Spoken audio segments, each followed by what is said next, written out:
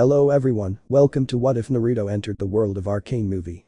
Before we start, please go support KING-JEISON for writing that awesome fanfic. This is the translated version I made, there will be some mistaken character's gender, but of course Naruto is a male. Naruto and Arcane. To start this story it is necessary to know primarily in which location of the map we are, so let's review the map of the great and extensive lands of Runeterra. Lands that were partially divided by a mountain range where the different fleets of ships from the different kingdoms could pass. At a specific point in this mountain range was the city of Piltover, the city of progress, a city that, unlike the other kingdoms, was founded on the basis of technological progress and leaving magic aside, since, according to the counselors, magic was a corrupting power. Although the technology they created was not made for military purposes, they still had a force to be reckoned with, taking advantage of the fact that they were in a strategic point in the middle of all the other kingdoms, being surrounded by Noxus, Shuriman, Bilgewater and Ionia. This fact led Piltover to become the richest and most influential city economically of all the others, because it was a point where the vast majority of trade in the world of Runeterra passed. However, as beautiful as Piltover looks, it also has its dark side, and this can be summed up with one name: Zaun. Zaun is a suburban district that is located on the cliffs very close to Piltover, a district that about 4 years ago had tried to invade Piltover, however that attempt was unsuccessful. Zaun, like Piltover, had the same commercial index, however the only thing that differentiated it was that in Zaun all commerce that took place was illegal, in fact nothing that was done in Zaun was legal. Every item that was bought or sold was of illegal origin, in that district drug trafficking, prostitution, murders, robberies, grapes and many other things abounded. But leaving the topic of illegality aside, we focus on a kind of wooden elevator that was going down, and in it, you could see a group of 3 teenagers of about 15 or 16 years old, along with a girl of about 12 or 13 years old. The small group seemed to be bruised and judging by the atmosphere they were upset.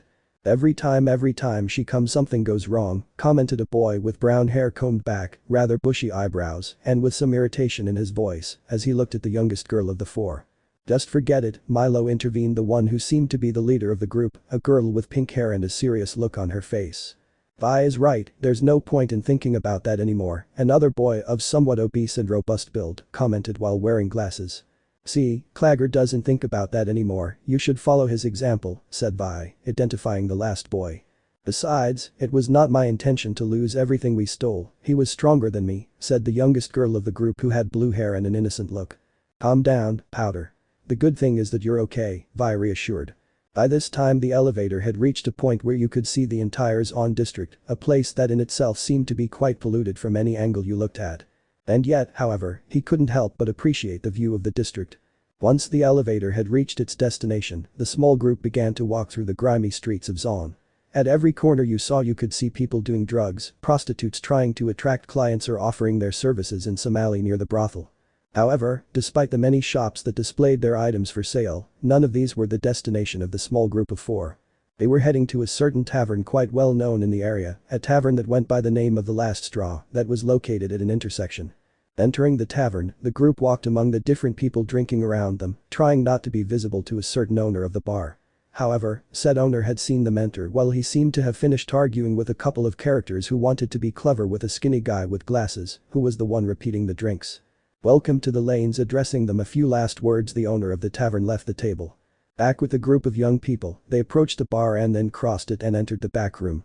Once they entered, everyone's eyes immediately turned to the only person in the small, dilapidated back room. Said person was a blond boy with marks on his cheeks resembling a cat or fox, a look of complete impassivity on his face. His clothes were a black jacket with orange, and underneath this a black long-sleeved t-shirt. This boy was Naruto. Naruto was the same age as Vi, and unlike the group that had just entered, Naruto didn't bother to look at the group and simply continued with his task, which consisted of placing and arranging some fairly small pieces with tweezers in a strange device the size of the palm of his hand, while looking through a magnifying glass held by some metal rods. Once the group saw Naruto they quickly dismissed that he was there and simply settled into the living room. Okay, it wasn't like any of them hated or had any resentment against Naruto for them not to say any greetings or words to him, the point was that none of them talked to Naruto for the simple fact that Naruto wasn't someone to talk to, or to be more specific, Naruto wasn't very talkative. In fact, in all the time they had known him, they had only heard him speak 10 or 15 times, and it had only been a few words and nothing more. Another point that the group of young people did not understand was the fact that Naruto apparently always had some money. Nobody knew how he got it, they simply knew that Naruto went out at night and came back a few hours later, sometimes with some bruises, but most of the time he did not have said bruises. This was also accompanied by the fact that Naruto was someone who did not sleep much, maybe he slept about 3 hours, or when he was really tired he slept half an hour more. Nobody knew why, but it was not something that mattered to them either. Finally, just like the times they had heard him speak, they had also rarely seen Naruto make an expression other than the impassive face he always wore. In fact, they had only seen him change his expression to a frown or a grimace of annoyance about 7 times, and when that happened, Naruto left the tavern and within a few hours, word spread that someone had been brutally beaten to death. Now, while it wasn't uncommon for someone to die in one day, what made these few murders particularly notorious was the fact that 95% of the victims' bones were completely broken, leaving the victim looking like little more than a bag of ground beef lying on the ground. Once this happened for the 3rd time, everyone knew that Naruto was the cause of these murders, and no matter how much the vigilantes, who were, so to speak, the Piltover police, investigated, they were never able to get any clue as to who was the cause of the murder. Apart from that, none of the young people present knew anything more about the enigmatic blonde sitting at the table at the back of the living room while he continued doing his thing. The group calmly sat on the different armchairs or sofas that were around a small table. Vander won't find out about this, said a tired Vi while resting the side of her forehead on her fist. Take it easy, Powder took care of the evidence, Milo comments with amusement, causing the girl to get upset. I tried, okay. You don't understand, they were older and stronger, Powder refuted with annoyance. Then stay close, get hit with a punch or two was said by an equally annoyed Milo, however at that moment the owner of the tavern entered, whom they had identified a while ago as Vander, causing everyone to remain silent, leaving only the light clinking of Naruto in the background. Is everyone okay? Vander asked the group, who just remained silent until Milo gave a sarcastic response. Better than ever, replied Milo. Well, I guess you can't explain why I heard about an explosion and a chase up there, 4 kids fleeing the scene, Vander commented almost distractedly, leaving an awkward silence in the air. What the hell were they thinking? Vander finally asked, already knowing that they were the 4 children in the chase. That we could take care of some real work, Vi replied. A real job? Vander asked with a frown. We got information, planned the route, and no one saw. Vi was trying to explain, however Vander interrupted her. They blew up a building, Vander scolded. That wasn't. Vi tried to reply, but Vander interrupted her again, while in the background, Naruto could be seen starting to open a cardboard box and rummaging through it. Didn't you stop to think about what would have happened? Huh? To them? Vander scolded again while pointing at Powder, Milo and Clagger, thus leaving a tense atmosphere once again. Where did they get the information? Vander asked, causing Powder to respond. We got it from the Benzin store, Powder replied. Who? Vander asked. Little man, replied Powder, and shortly after Vander let out a sigh as Vi also began to refute. I took them. If you want to get mad at me, you're the one who's always telling us to earn our place in this world, said Vi. I've also told you time and time again that the city above is off limits. We're staying away from Piltover business, Vander scolded. Why? They have a lot, well we are down here collecting coins, why are they so comfortable living in someone else's shadow? Vi refuted with a greater degree of annoyance, leaving everyone somewhat surprised, of course, that was with the exception of a certain blonde who looked inside the cardboard box with a shadowed look. Everyone out was the only thing said by Vander, causing Milo, Clagger and Powder to stand up and start heading for the door, however they stopped when Vander repeated it again. I said everyone out, Naruto, you are no exception, repeated Vander, looking at Naruto, who didn't bother to answer and instead simply turned to look at those present with a rather furrowed brow, while a visibly bulging vein appeared on the side of his forehead. Obviously ignore the blood. Everyone without exception tensed up upon seeing that expression on the face of possibly the most expressionless person on earth. Even Vander had to be cautious upon seeing Naruto like that. For a moment it crossed everyone's mind that Vander's order could have upset Naruto, who on the other hand, dropped the box he was holding, causing a couple of pieces to fall out of it, and began to walk in Vi's direction, who for some reason, felt her nervousness increase. However, Naruto passed by him, brushing his shoulders due to the small size of the place, and now heading towards the group of 3 who were at the door, so stepping aside, they all let Naruto pass and leave the living room. Now everyone was shocked, although there were few times that Naruto had shown to be upset, the degree to which he had been a moment ago had been a new level of annoyance, but once Naruto had left Vander's side and called attention again. Come on, go outside, he ordered for the 3rd time, bringing everyone out of their daze. They nodded silently and proceeded to leave. Rubbing his forehead, Vander tried to pretend that it hadn't happened and simply decided to continue with the sermon he had planned to give Vi. Sit down, Vander asked, so that Vi would fall into the chair, still a little dazed but already getting over the surprise, so sitting on the table in front of Vi, Vander began his sermon. Those kids look up to you, Vander began. Yes I know, Vi replied, leaning back in the chair, resting his head on his right hand. You know it, but you don't know it either, when people admire you you can't afford to be selfish, continued Vander. I'm not, I try to say, Vi. If you say run, they'll run. If you say swim, they'll dive. And if you want fire, they'll bring you a tank of gas. But whatever happens is going to be your fault. Just like what happens here is going to be my fault. If we become a problem for Piltover, they'll send a lot more vigilantes. Vander lectured. So? Why respond to them? These are our streets, someone should remind them of that, Vi replied. You're not listening to me, that way this won't solve your problems, said Vander as he took Vi by the bandaged arm that contained other people's bloodstains. It will only cause more problems, understood?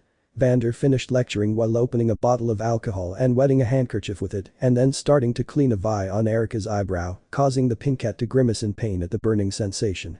How did you get that? Vander asked, referring to the wound. Some idiots were following us, Vi replied. On our side? Who? Vander asked. I don't know, but he wanted our stuff, said Vi. Where are they now? Vander asked, now referring to the stolen things. We lost them, Vi replied. Did you lose everything? Well, nothing can implicate you in what happened up there, so you have to keep a low profile for a while, do you understand? Vander advised. I understand, we'll be okay, right? Vi asked. I'll take care of that, Vander replied, standing up and then walking to a box from which he began to take out some objects. Ah, but you beat up those in-laws, right? Vander asked, to which Vi let out a slight laugh.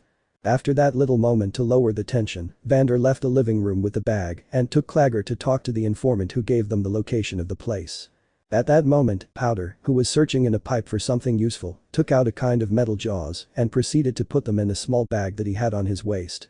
Feeling something strange in the bag, Powder proceeded to take it out to see that it was a small sphere that he had kept from that failed robbery. Happy to have something to put her sister in a good mood, Powder went back into the bar in search of Vi. However, before she could enter the living room, Powder overheard Milo arguing with Vi. She's a problem, Milo grumbled. Milo, she doesn't, I tried to say, Vi. Remember what was in the backpack? The best paycheck we've ever had and we just lost it, Milo interrupted. We made a mistake, Vi defended. Tell me a time I haven't done that, Milo challenged as he threw a ball at the wall and caught it again. He's still young, Vi defended again. Don't justify her, you were better at that age, Milo complained. You know what, Milo, you're right, there are many things that Powder can't do, Vi began. You don't have to repeat it to me, said Milo. Well, Powder listened to everything and with a sad face turned around and left the place without listening to the rest of what Vi was going to say. Like always complaining about everything, said Vi. Excuse me? Milo said with an offended grimace. And boast about everything, continued Vi. Okay, I know where this is going, Milo said. And tell strangers we have a nice haul, Vi scolded as he caught the ball and tossed it to Milo's chest. And I didn't want to, I try to say, Milo. Outer is my problem, your problem is that you never know when to shut your mouth, but I can help you with that, understood? Do you see this angry look? It means it's time for you to shut the damn mouth, Vi finished saying. But Milo tried to say, but Vi pointed at his angry face. I tried again to say Milo, but again Vi pointed at his face. 2 hours later. The Powder was quietly decorating some of her explosive inventions that hardly worked, however a voice pulled her out of what she was doing. What did you name it? Asked a smiling Vi trying to cheer up her sister, but it seemed to not have the effect she expected since Powder seemed to ignore her question briefly until she finally decided to answer. Whiskers was Powder's lame reply as he drew a shock of blonde hair onto his pomegranate, which already had familiarly impassive eyes with whiskers on what he imagined were the pomegranate's cheeks. Is that Naruto? Vi asked curiously, to which Powder nodded. Yeah, thinking about him leaves me with a lot of questions, Powder said. Vi could actually sympathize with her sister on that matter. On several occasions she had stared at Naruto's back while she got lost in her thoughts about all the possible stories and reasons why Naruto acted in such an antisocial way, and when she came to, Vi realized that she had spent about an hour and a half thinking about the blonde who was still sitting making some of his gadgets at his work table. Well, Naruto is someone complicated, said Vi, not really knowing how to describe our mustachioed blonde. Yeah, it's hard to think about him, Powder concluded, putting the grenade aside. So do you want to talk about today? Vi asked, trying to change the topic. And what would be the point? I ruined everything I always do, said Powder with a downcast look. Nobody said that, Vi replied. No, just that you were much better at my age, you heard them. I'm not a fighter, Powder said sarcastically. You don't have to be, Vi began. Look, I have this, Vi continued as he raised his fist, and you have that, he finished as he now touched the grenade with Naruto's face. They never work, Powder refuted. They will at some point, you know what, come with me, Vi replied and said as he stood up from the bed Powder was lying on. What? Powder asked, confused. Let's go, Vi insisted, causing Powder to follow her to the rooftop of the tavern. Walking to the shore, Vi and Powder sat down to look at the different buildings and Zon. What are we doing here? Powder asked, not understanding the reason for being there. Do you see that culvert by the canal? Vi asked, pointing somewhere in particular. That's where Clagger got his foot stuck when the guards joined. They thought it was funny, so they left him there. He was outside until we found him, Vi said, then pointed to a large sign. Do you see that sign? Vi asked. Aha, Powder replied. Milo tripped over his own bucket of paint while trying to paint a giant finger. The idiot got his butt all over the place, Vi mocked, making Powder laugh. And that, Vi began, now pointing at a stuffed rabbit that was stuck in one of the power cables. When I was a little girl, someone took my favorite toy and threw it there. I used to come here at night and watch it, hoping that maybe the wind or some bird would bring it down, Vi continued, still looking at the stuffed animal. We've all had bad days, but we learn from them and we stay together, Vi finished saying while giving Powder a half hug, who seemed to remember something. Oh, by the way, I forgot to show you this, said Powder as she took out the bright blue spheres. I stole this from the apartment, Powder said, showing him the small spheres. And what are they? Vi asked curiously. I don't know, should we show it to Vander? Powder asked, to which Vi almost immediately denied. No, let this be our secret, Vi said with a smile. Milo is wrong, Powder, you are stronger than you think, and one day the city will respect us, Vi said with conviction. However, a scream caught Vi and Powder's attention. Now, although they wouldn't bother to go find out what had happened to the person who screamed, today was a special day. Today Naruto was outside, so they might as well go see if the cause of said scream was Naruto's victim. Looking at each other, Vi and Powder got off the roof as fast as they could and headed in the direction of the Greedo until they reached a dark, uncrowded alleyway. As they approached, the sounds of someone pleading for mercy could be heard. Please have mercy, we won't try to scam you again, a man's voice pleaded. However, his plea was silenced when Vi and Powder heard a loud enough bang that they could even hear some bones breaking. That was followed by another bang and another and another and another. Until after 10 minutes of incessant knocking they stopped, Vi and Powder, not knowing whether to peek out and take a look or simply turn around and leave. However, their indecision lasted a long time, and now Vi for the first time was looking at Naruto fixedly into his cerulean blue eyes. A rather uncomfortable and tense silence, at least for Vi and Powder, the latter trying not to look at the blood-covered gauntlets and some pieces of skin, while it was being evaporated by a bright blue line on the knuckles that squealed as if it were electricity. Vi and Naruto were looking at each other for what seemed like hours, with Naruto seemingly giving a meaningful look to the existence of these girls in front of him. However, Naruto didn't have time to waste looking at the two girls, so starting to walk, Naruto noticed how the two of them tensed a little at his approach. Once Naruto was next to the two girls, Naruto placed his bloody hand on Vi's tense shoulder and proceeded to get closer to the pink-haired girl's ear. You didn't see anything was the only thing Naruto said in Vi's ear. Normally Naruto wouldn't have directed a single word or look at them, however today he felt particularly annoyed and didn't want someone to open their mouth and look for problems for him to deal with. Naruto hoped that this would be the last time he would have to speak or frown, but now that the person who was getting him quality parts that wouldn't be found in this dump known as Zon was dead, tomorrow he would have to go out during the day to find a new supplier, since tonight and the next one he would be too busy to look for a supplier at night. Releasing Vi's shoulder, Naruto prepared to leave, if not before giving Powder one last look, who hid a little further behind Vi. Leaving, Naruto headed back to the tavern to continue doing what he was doing at his work table. This day quickly ended and the tavern had closed a few hours ago, and in the room where all the children slept, including Naruto, he got up as quietly and calmly as he could so as not to wake anyone unnecessarily. It wasn't like the boys didn't know he went out at night, but he had previously caught the group of 4 following him to see where he was going. So assuming no one had woken up, Naruto left the room without really noticing that Vi was awake even before Naruto woke up. This was because tonight he particularly couldn't stop thinking about Naruto. Today, feeling bold enough to undertake a new silent chase, Vi got up as quietly as she could and left the room to start following Naruto, who was walking in the lonely and dark streets of Zon. 12 a.m. This was the time when the darkest things happened, where the dirty jobs and most of the arranged murders occurred, but Vi wasn't thinking about that since her mind was totally focused on not being caught by Naruto, who continued to enter the most malicious part of the district. After about 18 minutes of walking and Naruto not realizing that Vi was following him, he entered an alley in which Vi managed to hear a couple of rhythmic knocks, waiting a few seconds for Naruto to come out or something. Vi finally poked his head into the alley, only to see a dead end. What? Did he realize I was following him? He asked himself mentally while searching for any possible exit where he could have gone, however he found nothing. Sighing in defeat, Vi was about to leave when a line of light crossed the corner of his eye. Turning to look at the alley wall more closely, Vi could see that almost imperceptibly a dividing line could be seen that was too straight to be a simple crack, so approaching the wall Vi thought to herself.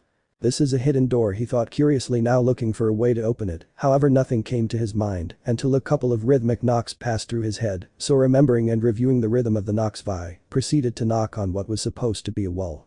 7 seconds passed and Vi was already feeling stupid for not receiving a response to her attempt, however 3 seconds later the hidden door opened slightly and a rather robust man peeked out from behind the door and then looked at Vi with a rather hard look, who stood firm looking back at the man. And after 5 seconds of looking at each other's faces, the man gave a slight nod, thinking that if the girl knew about the place in the first place, she must be someone new there, so stepping aside, the man let Vi pass, who simply entered the narrow corridor that went down some rather long stairs. So walking down for about 50 seconds, Vi finally reached the top of the stairs, only to run into a small line in which Naruto was waiting for his turn. However, just when Vi had arrived at the place, 2 other men who were the security of the place had intercepted her. "Hey, kid, I've never seen you around here, who are you?" asked a rather muscular, bald guy with some tattoos. "I'm sure the idiot up there let her pass thinking she was new," said the second man, this time a skinny and puny one with a face that looked like he was high on drugs, but who also had a club to defend himself. "Let me through," Vi said with a frown as she removed the muscular man's hand from her shoulder. Now this little show caught the attention of the other people who were there and consequently caught the attention of a certain blonde who had to hold back the urge to let out a sigh. Seeing the scene in front of him, Naruto weighed his options. For starters, he could let the guard simply take her away and possibly kill her to preserve the secret of the place's location. However, this would lead to the owners of the place asking how she found out about the place, which would inevitably lead them to him and possibly get him in big trouble and possibly end up with a bunch of dead people telling the tale himself. There was also the fact that she, like the other children in the tavern, were special to the owner of the Vander Tavern. Naruto owed Vander a pretty big debt after he gave her asylum in his tavern a long time ago, and if he found out that he could have saved her, then he wouldn't feel good about himself betraying the person who owed him a big favor. So briefly leaving the line, Naruto headed towards the group of 3 who were warming up ready to move on to the fists. "Stupid brat, you don't know what you're getting into," said the skinny guy as he moved his hand towards the club on his waist. This made Vi stand guard ready to fight, however, before the guy could take his club, a hand grabbed him by the arm and stopped him in his tracks. The group of 3 turned to see the new person in the discussion, only to see an impassive Naruto standing behind the skinny guy. "Naruto, do you know her?" the guy asked with seriousness written on his face, causing a tense atmosphere to loom over everyone, while more security guards began to arrive at the place with different cutting and blunt weapons. "She's coming with me," was the only thing Naruto said calmly in his voice, while he kept his gaze on the guy who simply let out a smile. "Okay, you can come," and the guy started taking his hand away from his club and then stepping aside, letting Naruto take Vi by the arm and start leading her to the entrance of the place. However, an arm took Naruto by the shoulder, stopping him and causing Naruto to tighten his grip on Vi's arm a little as she felt Naruto's grip tighten on her. "But if we find out that you're doing this to cover her up, we don't need to tell you how badly this could turn out," the guy warned out loud, while Vi noticed how around 30 guards began to take their weapons, ready to kill them. Naruto simply nodded and moved forward, causing the skinny man to remove his hand from his shoulder. Passing the entrance, Naruto and Vi entered another somewhat dark corridor. Naruto stopped holding Vi's arm and continued on his way, followed by a Vi who wanted to ask Naruto some things. "What is this place?" Vi asked, looking around hoping to see something interesting. However, Naruto didn't answer and continued walking, while the familiar bustle of the crowds began to be heard behind some double doors, from which a little light entered. Opening the double doors, Naruto revealed a rather large place with a large number of people screaming and cheering, while in the middle of this large crowd of people, you could see a ring in which 2 people were beating the hell out of each other, with punches, kicks and any other dirty tricks that didn't involve weapons. The sight of the 2 fighters was quite brutal, due to the fact that both of them seemed to be really pale from blood loss, and their faces were completely unrecognizable, and yet both of them fought tooth and nail to finish off their opponent. Vi at this moment could not help but be surprised by such a level of brutality and between the fighters, but had to get out of that thought when she was held by the arm again by Naruto, who began to drag her to a specific place. Now normally Vi wasn't someone you could just grab and start dragging, as she would respond with a punch in the face, but seeing this place for the first time had left her in a state where she would just let herself be handled. So there was Naruto dragging Vi to a room off to the side behind all the spectators that was filled with lockers, in which he finally freed Vi and proceeded to go to a specific locker with the number 99 on it. "Naruto, what is this place?" Vi asked again while waiting for an answer to come, so walking towards Naruto, Vi took Naruto by the shoulder and turned him around roughly. "Answer me." Vi demanded with a hard look that didn't even scare Naruto, and instead he grabbed her by the arm again and forcefully swung her and slammed her face against the lockers while he placed her in a backlock and with his free hand, he placed it on the back of Vi's neck to press the side of her face against the lockers. "You shouldn't be here," Naruto said with his impassive voice, but in his mind he was quite irritated since these past 2 days trouble seemed to be looking for him. "I was just curious to know what you do every night," Vi replied. "Sigh, you know that for a moment you had one foot in the grave if it weren't for me," said Naruto already feeling a bit of a headache, however before Vi could reply again the door to the room opened giving way to a well-dressed man of about 70 years old, followed by a group of 4 burly men, presumably the well-dressed man's bodyguards. "Oh? I see I'm interrupting an intimate moment," commented the well-dressed man, drawing the attention of the 2 young men, causing Naruto to simply release Vi, and as usual he didn't respond and instead went back to his locker which he proceeded to open. Vi on the other hand simply looks away, although she would have responded with an insult or given him the finger, this time she didn't choose that option since in this situation she was at a disadvantage, so she simply endured a small blush at the fact that the old man had assumed that Naruto and her were about to buck. "Although I would gladly let you get on with it, I'm afraid there's no time. So get ready to go in and if you come out on top today, you'll be able to walk away with a large sum of money and enjoy your youth with that young lady," the old man suggested again, only making Vi's annoyed blush worse. "Oh and by the way today is that event so don't screw it up," he added as an afterthought before leaving the locker room. "What the hell is wrong with that old man? How could he even think of that?" said an annoyed Vi as she looked where the old man had been before and then turned her head towards Naruto, who had taken off his jacket, shirt and finally took off his pants, leaving him only in black shorts up to his knees. Vi actually had to scan Naruto's well-formed body and really had to admit that Naruto had the most defined and flexible muscles he had ever seen, and from one side to the other, Vi ended up now seeing the different tattoos that marked the skin of our favorite blonde, which gave him a certain intimidating air. Sitting on a stool, Naruto began to wrap bandages on his hands and forearms as well as his ankles.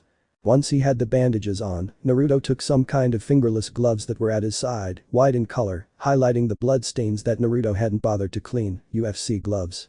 So standing up Naruto began to walk to the exit of the locker room being followed by Vi. Noticing this Naruto stopped walking and turned to see the pink-haired girl, and with his finger Naruto pointed to the floor as a sign that he wanted her to stay here, but Vi was somewhat stubborn by nature and instead crossed her arms and looked at Naruto with a look that said, "That's not going to happen." Bringing his hand to the bridge of his nose, Naruto stroked it a little in an attempt to relieve his growing irritation. So, making a sign with his hand for him to follow him, Naruto continued on his way and once again went out into the stands and then walked to a VIP box almost next to the ring, where the old man from before was. Approaching the old man, Naruto caught his attention while pointing at Vi. The old man seemed to grasp what Naruto wanted to tell him and simply shrugged. "Do you want us to take care of your girlfriend?" the old man asked, to which Naruto nodded without bothering to deny the old man's statement, however Vi did not seem to accept that statement and had opted to finally punch this old man that would surely give him a heart attack at any moment. However, after Vi took her first step, Naruto stopped her by placing his hand on Vi's chest and abruptly returning it to its place, causing intrigue in the old man. Now this action would have ended with an indignant Vi, however Naruto's hard look made any outburst she was thinking of doing stop dead in its tracks. "Is something wrong?" he asked anxiously with narrowed eyes towards the young couple, to which Naruto shook his head with his always impassive face. At this moment Naruto was now wondering if it was a good idea to leave Vi with her sponsor. No, Naruto didn't have to ask himself that, it was clearly a bad idea to leave Vi with the old man, however he couldn't leave her in the stands with the other spectators. Why? Well, because for quite some time now the guards had their eyes on Vi, ready to take her away and interrogate her or possibly kill her, so just like the previous time about 30 minutes ago Naruto didn't have many options. So letting out a small sigh Naruto turned around to leave without saying a few last words to Vi.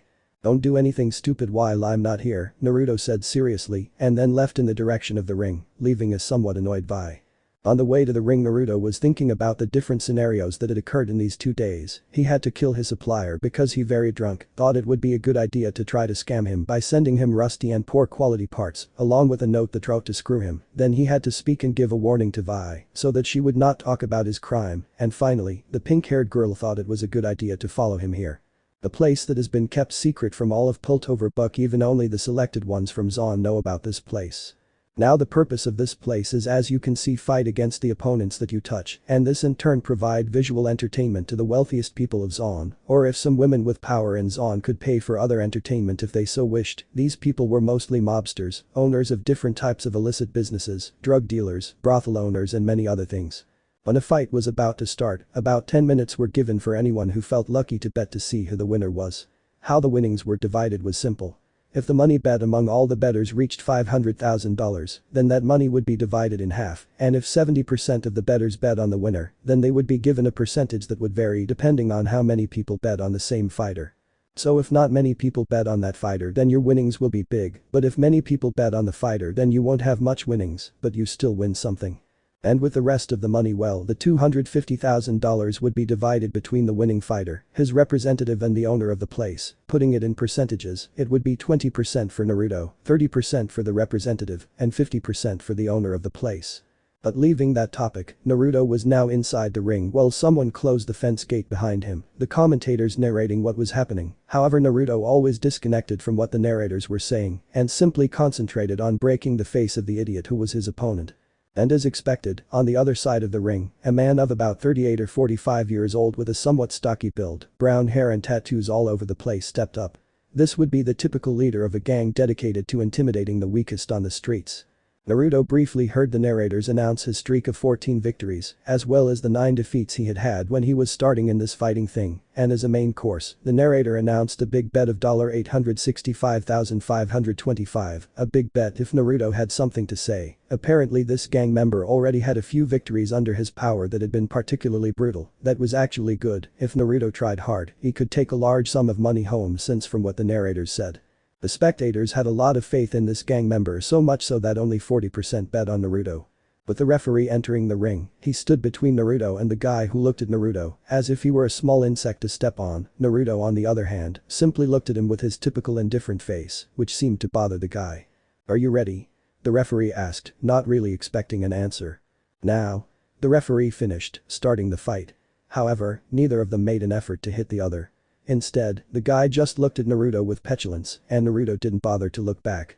You know why the guy didn't finish speaking? Thanks to a punch to his face that almost knocked him to the floor. So staggering back stunned, he received a backhand to the other side of his face, quickly accompanied by an elbow to his stomach that made him arch, and with a force that the guy didn't expect from a 16-year-old boy, Naruto ended up giving him an uppercut that lifted him off the ground and made him fall on his back in the ring.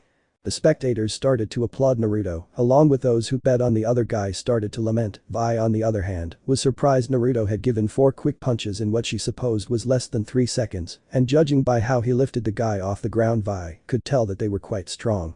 Back in the ring, Naruto was staring at the stunned guy lying on the mat as he tried to process what had happened, since one moment he was trying to say something, and the next he was lying on the mat with his jaw in pain and 2 loose teeth. Naruto was actually a little annoyed that the idiots who were supposed to come to fight started with a stupid speech that Naruto couldn't care less about, but they had come to fight, or to tell a story about how your uncle broke your ass repeatedly when you were a kid. This was simply one of the few things that bothered him.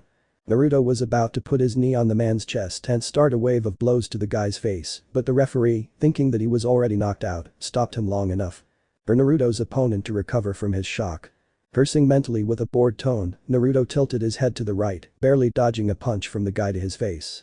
Naruto immediately responded with a right hook that the guy blocked with his forearm and with a smile, connected a punch in Naruto's stomach, sending him sliding a few meters back, the large amount of blood in the ring from the previous fighters not helping his slide.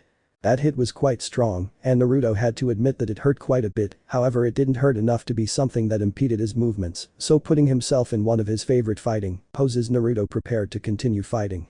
His opponent was actually not difficult to deal with. Stocky guys with a lot of muscle mass were usually always slow, and with the fighting style that Naruto was using at the moment that focused on quick kicks and punches, he would not have a problem. All I would have to do is hit specific places to disable his feet or arms, or I could break his jaw with a well-placed kick. Returning to the fight, the guy had launched himself at Naruto with his fist back, ready to hit Naruto, who, almost bored, dodged, tilting his head, and quickly Naruto threw a punch to the circulation of the guy's right shoulder, who grunted in pain as he felt his shoulder dislocated. Throwing a paw in retaliation, the guy hoped to break some of the brat's ribs, however Naruto with some difficulty caught the foot between his left armpit and quickly directed a right elbow towards the guy's knee, who screamed as he felt the agonizing pain of his foot bent at an unnatural angle. Falling to the ground, the guy sobbed, holding his broken foot, while the referee declared Naruto the winner due to the inability of the other opponent.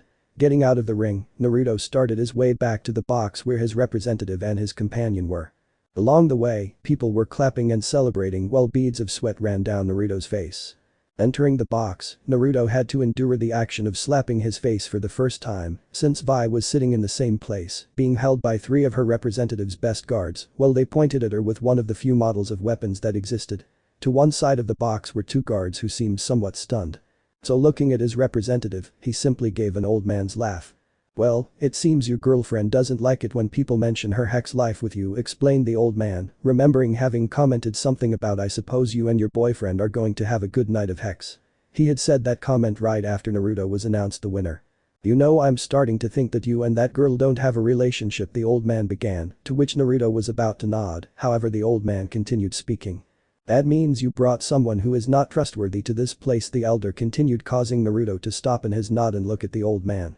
"It also doesn't help that rumors are spreading that you're covering for her and she actually followed you here," said the old man, while his other guards began to grab their different weapons and Naruto thought of some options to follow, however, he didn't think much thanks to the last thing the old man said. "It doesn't help that there are 4 times the usual amount of guards in that area, specifically watching a certain blonde and pink-haired couple," he added as an afterthought, causing Naruto to look outside the box. Sure enough, there were around 40 or 50 guards watching Vi and himself. Now looking down at Vi, she seemed to finally be noticing how bad the situation had gotten. It didn't help that a gun was pointed at her temple and a knife was at her neck. "So yes, she's my girlfriend," Naruto said with his always stoic voice as he stared into the eyes of his representative who looked back at him quite seriously. This lasted for at least 20 seconds during which no one said anything, that was until the old man smiled. "Good thing they were just rumors, I wouldn't want to have to kill my best fighter," said the old man apparently believing his lie, while the guard stopped pointing a gun at his head and put a knife to his neck. "Well, you should go clean up a bit and get ready for the event that is about to begin," said the old man, to which Naruto simply nodded and turned around to leave, however before he took another step the old man spoke again. "Naruto, don't you think you're forgetting something?" the old man asked, causing Naruto to look in his direction again and the old man to make a slight movement with his head in Vi's direction. "Don't you think you should say goodbye to your girlfriend?" the old man asked rhetorically, his voice somewhere between amusement and warning. Naruto stood there for a moment doing nothing as he knew what the old man meant when he said goodbye. Now Naruto knew that this situation was getting absolutely out of hand, so, stifling a sigh in his throat, Naruto began to approach Vi while signaling her to stop, which she obeyed with a small frown, but still didn't object. The next thing that happened caught Vi off guard, and with her guard completely down, after all Naruto wrapped his arm around her waist to bring her closer to him and then stole a passionate French kiss that Vi would never forget. It was 50 seconds in which Vi felt Naruto's tongue dance inside her mouth and feel the wet brush of his warm lips against hers. Finally Vi could now feel how Naruto's hand went down to her butt and gave it a few expert squeezes. Breaking the kiss with a stunned Vi, Naruto sent a slight glance to the old man who nodded to himself, so thinking of adding something else to avoid doubts, Naruto directed a look into Vi's grey eyes and said the cheesiest words he ever imagined saying in his entire rotten life. "Goodbye honey, see you later," said Naruto, receiving an inaudible yes from Vi. When he was about to leave, the old man decided to speak again. "I suppose you will no longer accept requests from those women?" the old man asked, which Naruto thought about it for a bit. That's right, Naruto had been bucking women who asked for his services for quite some time. At this point in his life, he had bucked so many women that he did not remember how many there were. He had bucked tall women, short women, somewhat chubby women, somewhat older women, women of other species, white women, black women, in short, everything. Some of them had some weird fetishes, like those times when they asked him to buck her while she insulted her husband for his Highschool inadequacy, while he masturbated in a corner of the room, or the mother who wanted to have a threesome with her daughter, or when a fairly wealthy woman hired around 8 wrestlers to have an orgy to see which of the 8 would get pregnant. Needless to say, Naruto was still relieved that the child turned out not to be his, but we are straying from the topic. Naruto had seen a lot of shit in this life, too much shit for a 16-year-old boy about to turn 17. But oh well, what could he do with his life? And Zon and Naruto had to give a deep thanks to the person who invented the condom. If it weren't for that he would have caught some hexually transmitted filth a long time ago. And you might wonder why did he keep accepting these services? Well, because the pay is good and because Naruto liked having hex. Oh, man, what man doesn't like hex? Stopping thinking about his hexual adventures, Naruto looked back at the old man and answered. My girlfriend and I have a special relationship, she wouldn't mind sharing, Naruto replied, to which the old man nodded, since it wasn't unusual to meet people like that, after all they were in Zon, a place where everything was found. With nothing else to say, the old man let Naruto go, who didn't even complain and simply went to prepare for the event, leaving behind Vi, who had finally processed what had happened, so with a frown accompanied by a rather red blush, Vi looked for Naruto without result, until the old man told her that he had already gone to another fight, so thinking about talking to him later, Vi sat back down with the palm of her hand covering her face, until her blush calmed down. Back with Naruto after about 6 minutes he was wiping the sweat from his face and taking advantage of the fact that he was here, he also decided to clean his blood-stained gloves. That was quite a fight, commented a man who started using the sink next to Naruto, who didn't bother to look at the well-dressed man or the other 3 bodyguards guarding the door. You're a rookie who just came out of nowhere with a pretty good level in fighting, the man continued speaking, while Naruto rubbed the water on his leather gloves. You came to light after 9 defeats, and after that you started destroying mid-level fighters until you accumulated 14 victories, said the man, drying his hands and then looking directly at Naruto. But you're no match for the fighters at this upcoming event, so I'm going to propose you a deal, the man informed him as he pulled out a rather large envelope. Here's $120,000 if you pull out of the event, the man offered, causing Naruto to stop dry cleaning his gloves. Naruto stared at the water coming out of the faucet and thought to himself if this was some kind of joke or if this man was being serious. This man here was offering him $120,000 if he walked away, that wasn't even a fifth of what he would earn if he won this event. So ignoring the envelope of money, Naruto simply put his gloves back on and headed for the exit, however the man's bodyguards didn't move, thus preventing Naruto from passing. I thought you were smarter, I guess people like you only have one track of thinking, the man said with apparent disappointment in his voice, however the man was very wrong about the mental intellect of our blonde protagonist. Naruto didn't accept the man's offer for 2 reasons, first of all you wouldn't give money to someone to give up out of pure compassion, and lastly, if this man was bribing him to give up, who knows what he did with the other competitors. If that was the case, then this man here present had just made his victory even easier. But leaving his tactical thoughts for the moment, the bodyguards did not give him way to leave, so Naruto turned to look at the man with his sharp gaze and said seriously. You don't want to do this, Naruto said with seriousness in his voice, making the man break out in a cold sweat. He remained reluctant for a moment until he finally gave the order to let him through, which his bodyguards obeyed. So leaving the place, Naruto started his way again towards the ring, ready to receive and distribute blows. Naruto didn't take long to reach the ring, as the shouts of encouragement and boos didn't take long to appear. Climbing the few steps that led to the ring, Naruto had to admit that this was the first time in all his fighting that he had ever seen the ring so clean and without any bloodstains, the occasional lost tooth or the occasional piece of skin lying around. It almost felt strange to have to fight in such a clean place. Below, moving away from his thoughts, Naruto noticed how 4 fighters began to enter the ring next to him, and behind them the bars closed. Now Naruto was surprised, and this was again due to 2 reasons. 1, Naruto didn't think that man could have bribed the other 10 fighters, and 2, these 4 fighters worked for said man, and from how they saw it, Naruto assumed that this man with money had asked them to take care of him. It didn't help that those 4 were in the top 10 of the best fighters either. Well, maybe this isn't going to be as easy as I thought, Naruto thought to himself, but his thoughts were diverted thanks to the narrator's voice. Welcome ladies and gentlemen, today we have a special event for you for the 5th anniversary of our creation, announced the narrator, with a somewhat sing-song voice receiving applause from the spectators. In this event, 5 fighters will fight in a round-robin format, and what is at stake is a prize of $1,400,000 for the winner, said the narrator, even though it was obvious that the winner was not going to receive that amount, since it had to be divided 50-50 with the representative in this special case. Before we start, I'm going to say a few words. After that, the narrator started saying a lot of things that Naruto didn't care to know, so instead of listening to nonsense, Naruto started to look at his opponents and decided to study them. To begin with, there was a guy of average height and somewhat skinny build. From what Naruto knew of him was that he specialized more in kicks than punches, and his speed was fast as well. In second place was a pretty muscular guy. Naruto really never knew why they let their muscles bulge like that, it made you slow and predictable. The only thing worth mentioning about him was that his durability and strength were thunderous.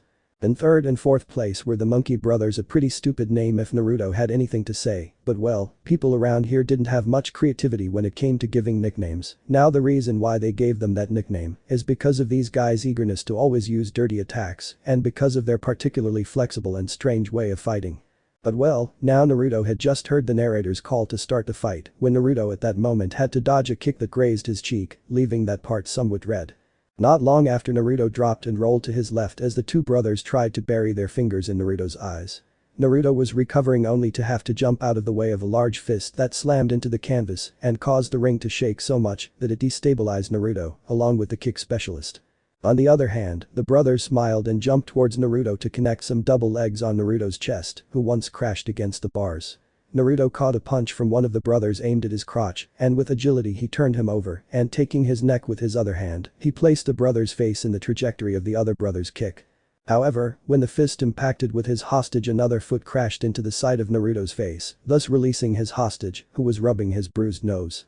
In the box with Vi, she was frowning at the sight of how this fight clearly wasn't an all against all. Vi was actually somewhat worried and was tempted to talk to the old man to get him to do something, but Vi was stubborn and refused to talk to that old man, so she just sat there averting her eyes to avoid seeing Naruto being brutally beaten.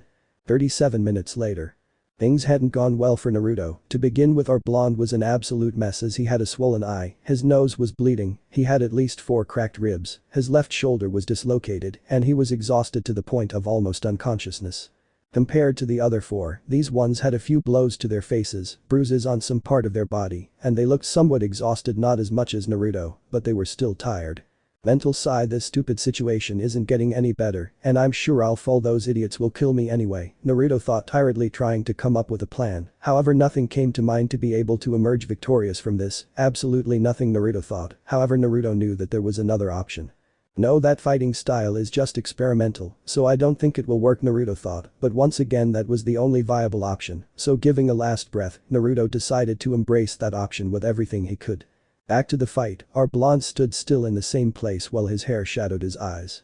In his image, Naruto already looked like someone dying, so with the big guy full of muscles taking a step forward, he decided to finish him off with a good punch to the face that would possibly break Naruto's skull.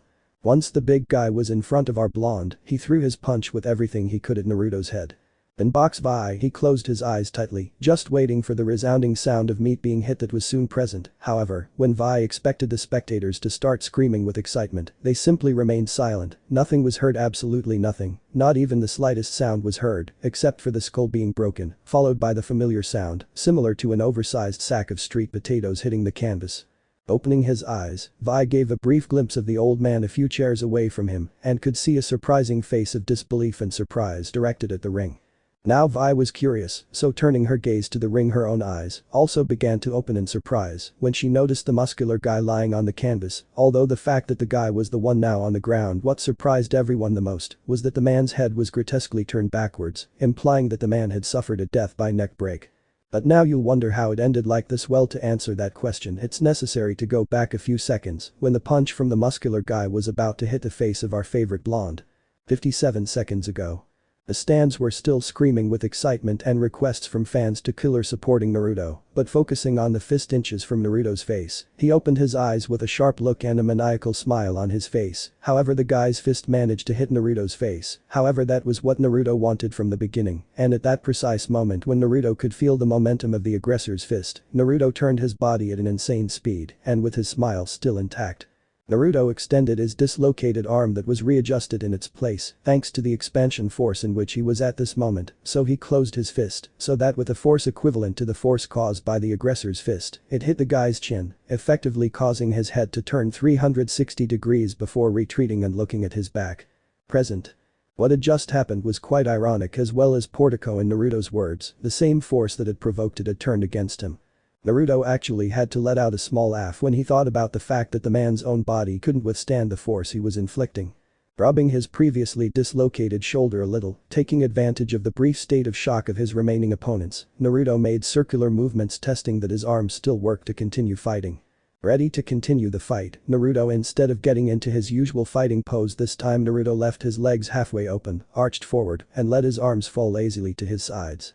Snapping out of their collective shock, the group of three dismissed their comrade's death and instead prepared to continue their waves of attacks, thinking they were still enough to overwhelm the dying blonde in front of them. So starting with a good kick, the kick expert directed quickly approached Naruto to direct his foot at great speed to Naruto's face. However, when the kick hit Naruto's face, he simply jumped back, giving around 5 turns in 1 second, and as if from the beginning, Naruto knew the tactics of the Naruto group, hit a brutal knee in the ribcage of one of the monkey brothers. However, that did not end there, since the knee continued advancing and breaking the ribcage in a grotesque sound until finally Naruto's knee hit the brother's heart, killing him from cardiac arrest. Pulling his knee out of the now dead brother's hollow chest, Naruto's smile widened as he noticed the other brother's look of shock now turn into one of anger. Lunging forward with rage in his eyes, Naruto simply caught the brother's fist, as if it were the easiest thing in the world. Naruto quickly spun him around in the direction of the kicking expert to avoid a kick and then put him in a neck lock. Seeing himself vulnerable, the kicking expert jumped back and frowned as things were starting to go downhill. This is wrong, thought the kicking expert, trying to think of a way to regain the advantage. To start with, he would have to somehow make the blonde release his partner and use the team attack strategy again, so with a small nervous smile the kicking expert began to speak. So that's how things are, huh? The man asked, causing Naruto's eyebrow to rise. You have no honor holding me hostage with my partner, said the man, to which Naruto simply returned a dry look. This brainless imbecile, really this idiot was talking to Naruto about honor after they attacked him between 4. You had to have a good pair of balls to say that kind of idiocy, so letting his thoughts be known, Naruto said the following sentence. Are you aware of the river of shit that's coming out of your mouth? Naruto asked with his always impassive voice, causing a nervous sweat to run down the kicking expert's forehead. However, you're right about one thing, I'm not one for hostages, Naruto said, then whispered a few last words to his hostage. Look at your brother one last time, Naruto whispered into his hostage's ear, who, confused, saw his brother dead, and then his whole world went dark since at this moment Naruto had broken his hostage's neck.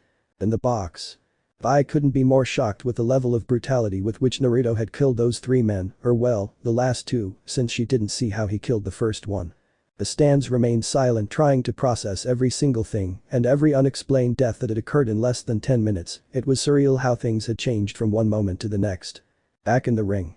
Naruto had thrown the body of his dead hostage away, as if it were little more than a garbage bag that needed to be disposed of. After that, Naruto simply extended his arms, implying that here was the blessed honor he had been talking about a few moments ago. Now the kicking expert was scared, seeing that he had no chance of winning this fight. The guy simply started to raise his hand to surrender. However, before he finished that action, Naruto had launched himself in his direction, and with a force that someone as injured as Naruto should have, he landed a kick on his shoulder, thus dislocating it. Not ending there, Naruto proceeded to give another kick to the ankle, causing another dislocation and in the process the fall of the kicking expert, who began to scream in pain. I'll see you in hell, said Naruto, then sat on the abdomen of the fallen man and began a wave of powerful punches to the face of my man, who had stopped resisting about 2 minutes ago and simply became unconscious until he finally died of a concussion. 6 minutes later. Giving one last blow, Naruto finally stopped and breathing heavily, he removed his fist from the completely shattered skull. The only thing that seemed somewhat intact was the jaw that visibly protruded from the rest of the head that looked like a viscous mass. His arms completely bloodied up to the elbows, the veins visibly bulging in his arms and some parts of his body giving away the effort he was making to move. Naruto finally starting to feel the adrenaline start to leave his body, the veins returning to their original size, and the pain of all the blows to his body rushed over him like a great wave. Standing shakily, Naruto walked painfully to the scared referee, who always remained in a corner. Once Naruto was in front of the referee, he stood there almost as if he was waiting for the referee to do something. "Sai, what are you waiting for? Declare the winner," said Naruto, letting them know what he wanted. "Oh yes, that's true," the referee said to himself before hesitating a little and taking Naruto's bloody arm and raising it in the air. "The winner of this match is the fighter," Naruto announced the referee. However, no one booed or cheered, they simply remained silent and opted to give him stunned applause. Removing his arm from the referee, Naruto began to leave the ring covered in blood and immediately ran into a man in a formal suit with a briefcase full of money. "Is it already divided?" Naruto asked, to which the man simply nodded and handed the briefcase to Naruto, who took it and continued on his way to the box to pick up his companion. 6 minutes later. Entering the box, Naruto noticed that all eyes were on him, especially the somewhat scared look of Nail Vi, who was still sitting, finally, with some obedience. Nodding for her to follow him, Naruto turned around and started to leave, followed by a nervous Vi who kept a distance that made her feel safe. She went to look for a bag with her clothes in the locker room.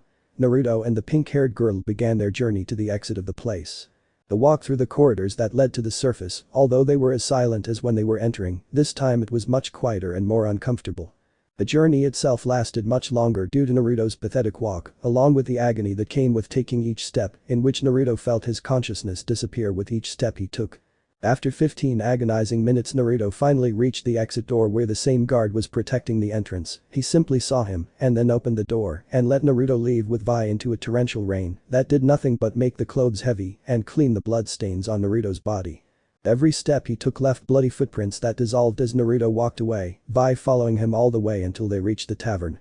Entering the tavern Naruto dragged his bruised and wet body as best he could up the stairs that led to his room, so opening the door without really caring if he woke someone Naruto took what he hoped would be the last steps to his bed, dropping the bag of clothes and throwing the briefcase of money under his bed, catching a glimpse of a clock that read 4:12 a.m. Naruto's eyes finally rolled up and he let himself fall onto his bed in blissful unconsciousness.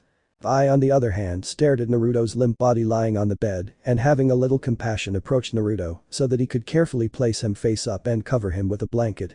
And that was how what Naruto would remember as the end of his days of peace ended. Next day.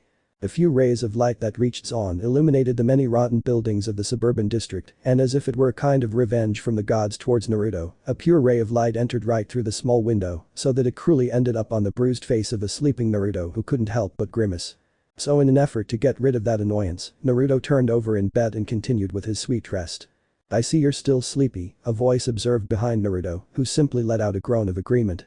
"Hey, by the way, that was a good fight last night," the voice commented distractedly, to which Naruto simply listened. However, a feeling in the back of Naruto's neck was screaming agonizingly at him that something was absolutely and horribly wrong, but Naruto decided to ignore the feeling in favor of continuing to sleep. "So how much money did we make?" The voice with a slight tone of amusement. Naruto didn't really give much importance to the fact that the question had been asked in the plural. 500,000, or was it about 700 or maybe 800,000? The voice asked with each question, the voice getting closer until Naruto could hear it right on the back of his neck. "The large sum, right?" The voice asked. However, Naruto didn't think about the question, instead he was more focused on the voice itself, since Naruto was sure he had heard it somewhere. "That voice, I've heard it before," Naruto said to himself, trying to search through the cloudy mind he had after sleeping for quite some time. "Long enough. How long, Tim? How long have I slept?" The voice the time. Once Naruto's thought ended with those two words, Naruto's eyes opened so fast that you wouldn't even notice when his eyelashes moved. "So you've realized," the voice said again, right in Naruto's ear, and not even a nanosecond later he got out of bed and then turned around to look around, only to see that there was no one there. The room was so quiet that even Naruto would think that today all the people of Zaun had agreed to stay home, since even the voices of the people that were normally heard in the tavern could not be heard at all. The scene would have actually seemed really calm and relaxing for a normal person, however this fact was far from being calm and relaxing, and that was demonstrated by a sweaty Naruto who slowly turned his head in the direction of his night clock that he had built himself. A drop of sweat hit the sheets, and Naruto's body tensed when he saw the clock read 12:37 p.m. Ignoring the pain all over his body thanks to Naruto's demand to move, he got out of bed and without even bothering to change the pants he used to fight, Naruto hurriedly left the room only to run into the sisters with opposite hair coming down the stairs and behind them the other two members of the group, Milo and Clagger, if he remembered correctly. Now Naruto didn't care what they thought of him or anything like that, however the confused faces of the four in front of him made him wonder what was strange about him for them to have that face. Were they his tattoos? It wasn't normal to see someone with a tattoo in these places, maybe it was because he slept too much. That couldn't be either, their faces said it was something much stranger than just sleeping in, maybe it was his bruises. Unlikely, they had seen him with bruises before. Frowning, Naruto simply ignored them and turned towards the bathroom, which was just to the right at the end of the hallway. Entering the bathroom, the first thing he proceeded to do was rinse his face with water to remove some dirt and sleep. "It's not happening, that's good," Naruto thought, trying to calm his inner nervousness, so gathering water in the palms of his hand, Naruto was going to proceed to rinse his face again, however something that Naruto hoped not to hear again stopped him halfway. "Oh. But it's happening," said the voice he had heard a few moments before. Looking up to see the mirror, Naruto had to swallow hard when he saw that in the mirror stood a kind of shadow that seemed to have the same silhouette as Naruto, and where his mouth should be there was an abnormally large and fanged smile. This can't be happening again," Naruto said, trying to calm down. "This isn't real, you're not real, you're not." Naruto shouted the last one with quite a bit of anger in his voice. "But I'm real, I'm as real as you are," replied the shadow with his smile widening further. "No, just let me live my life in peace," Naruto said through gritted teeth. And yet you know as well as I do that I can't do that. The shadow responded to a Naruto who remained silent and then looked up and saw that on his own face there was a smile that Naruto didn't know he had. That was the reason why they were looking at him strangely.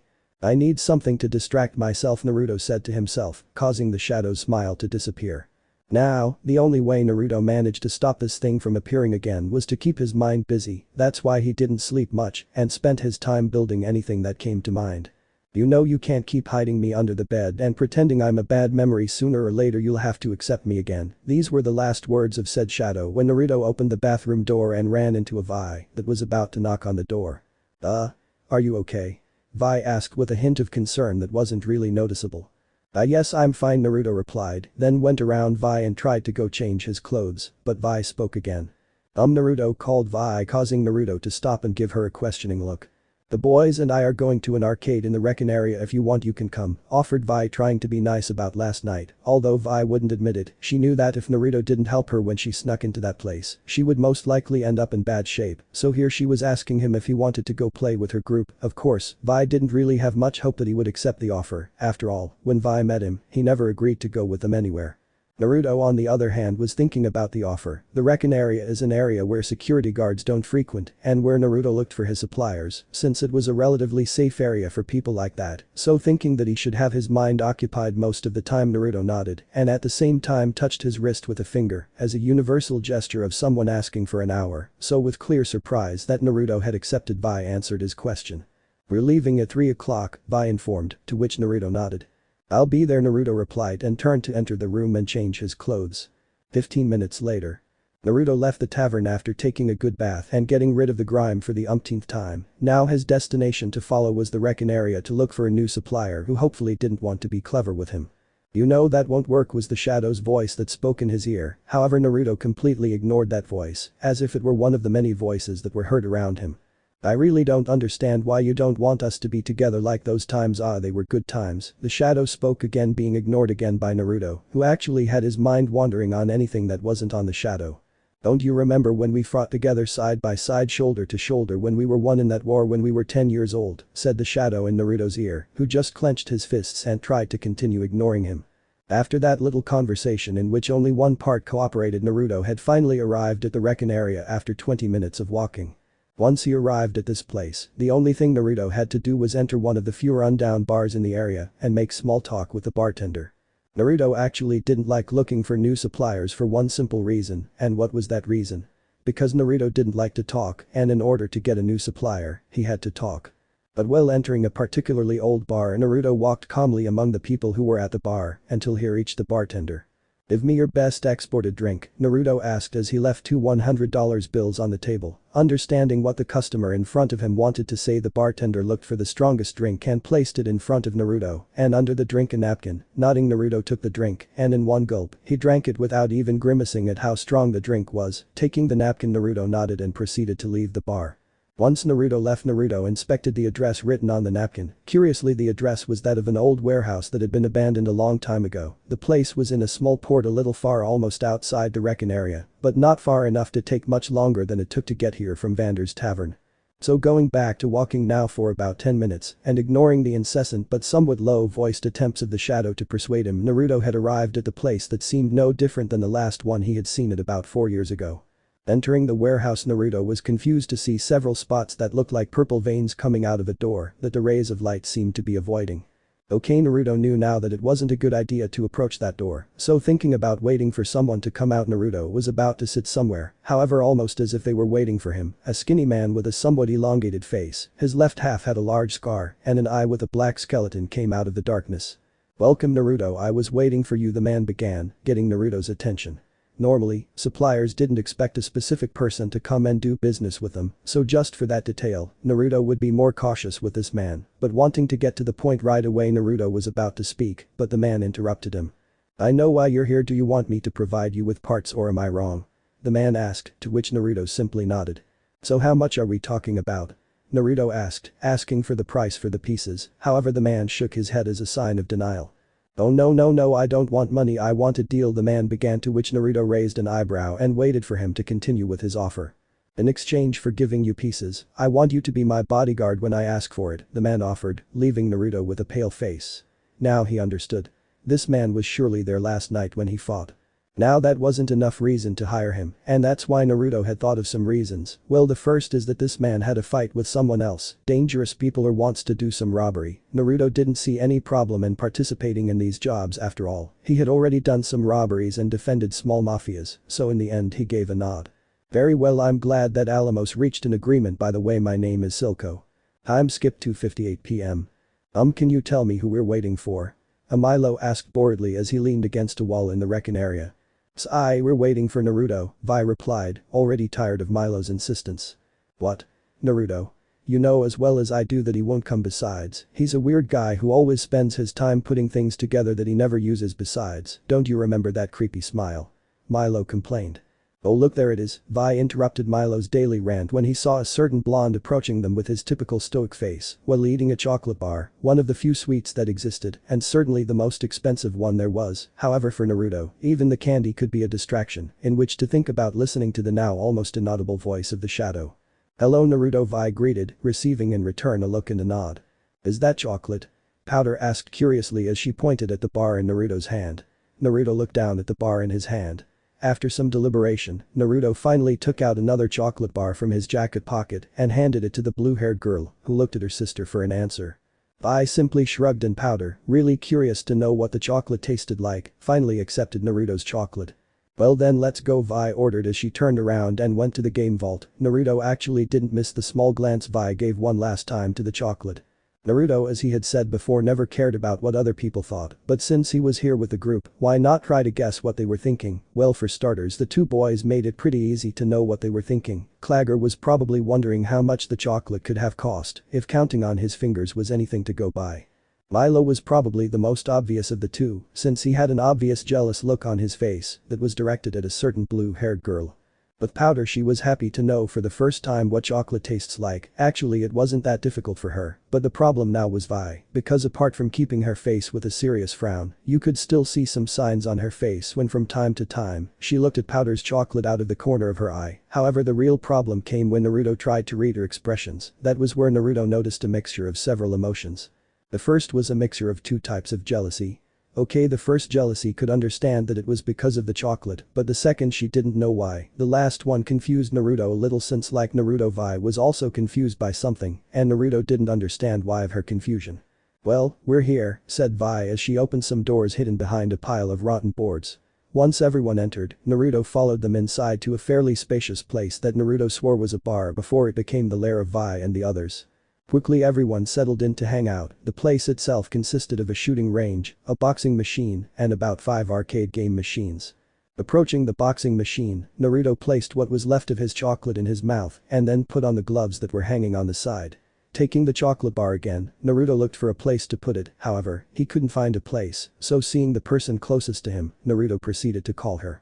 Hey Vi, Naruto called with his always monotonous voice, to which the aforementioned turned in his direction, only to see Naruto offer her what was left of the chocolate he was eating. Approaching the blonde, Vi took the piece of chocolate and looked at Naruto with a questioning look, asking if he just wanted her to keep it for her or if she was giving it to her. Naruto, understanding the silent language, simply answered, "You can eat it," Naruto replied, to which Vi looked at the chocolate right at the part where it was melted, knowing that was where Naruto had held it with his mouth. Looking up again, Vi saw that Naruto wasn't looking at her, so cautious that no one was watching her, she proceeded to eat the chocolate.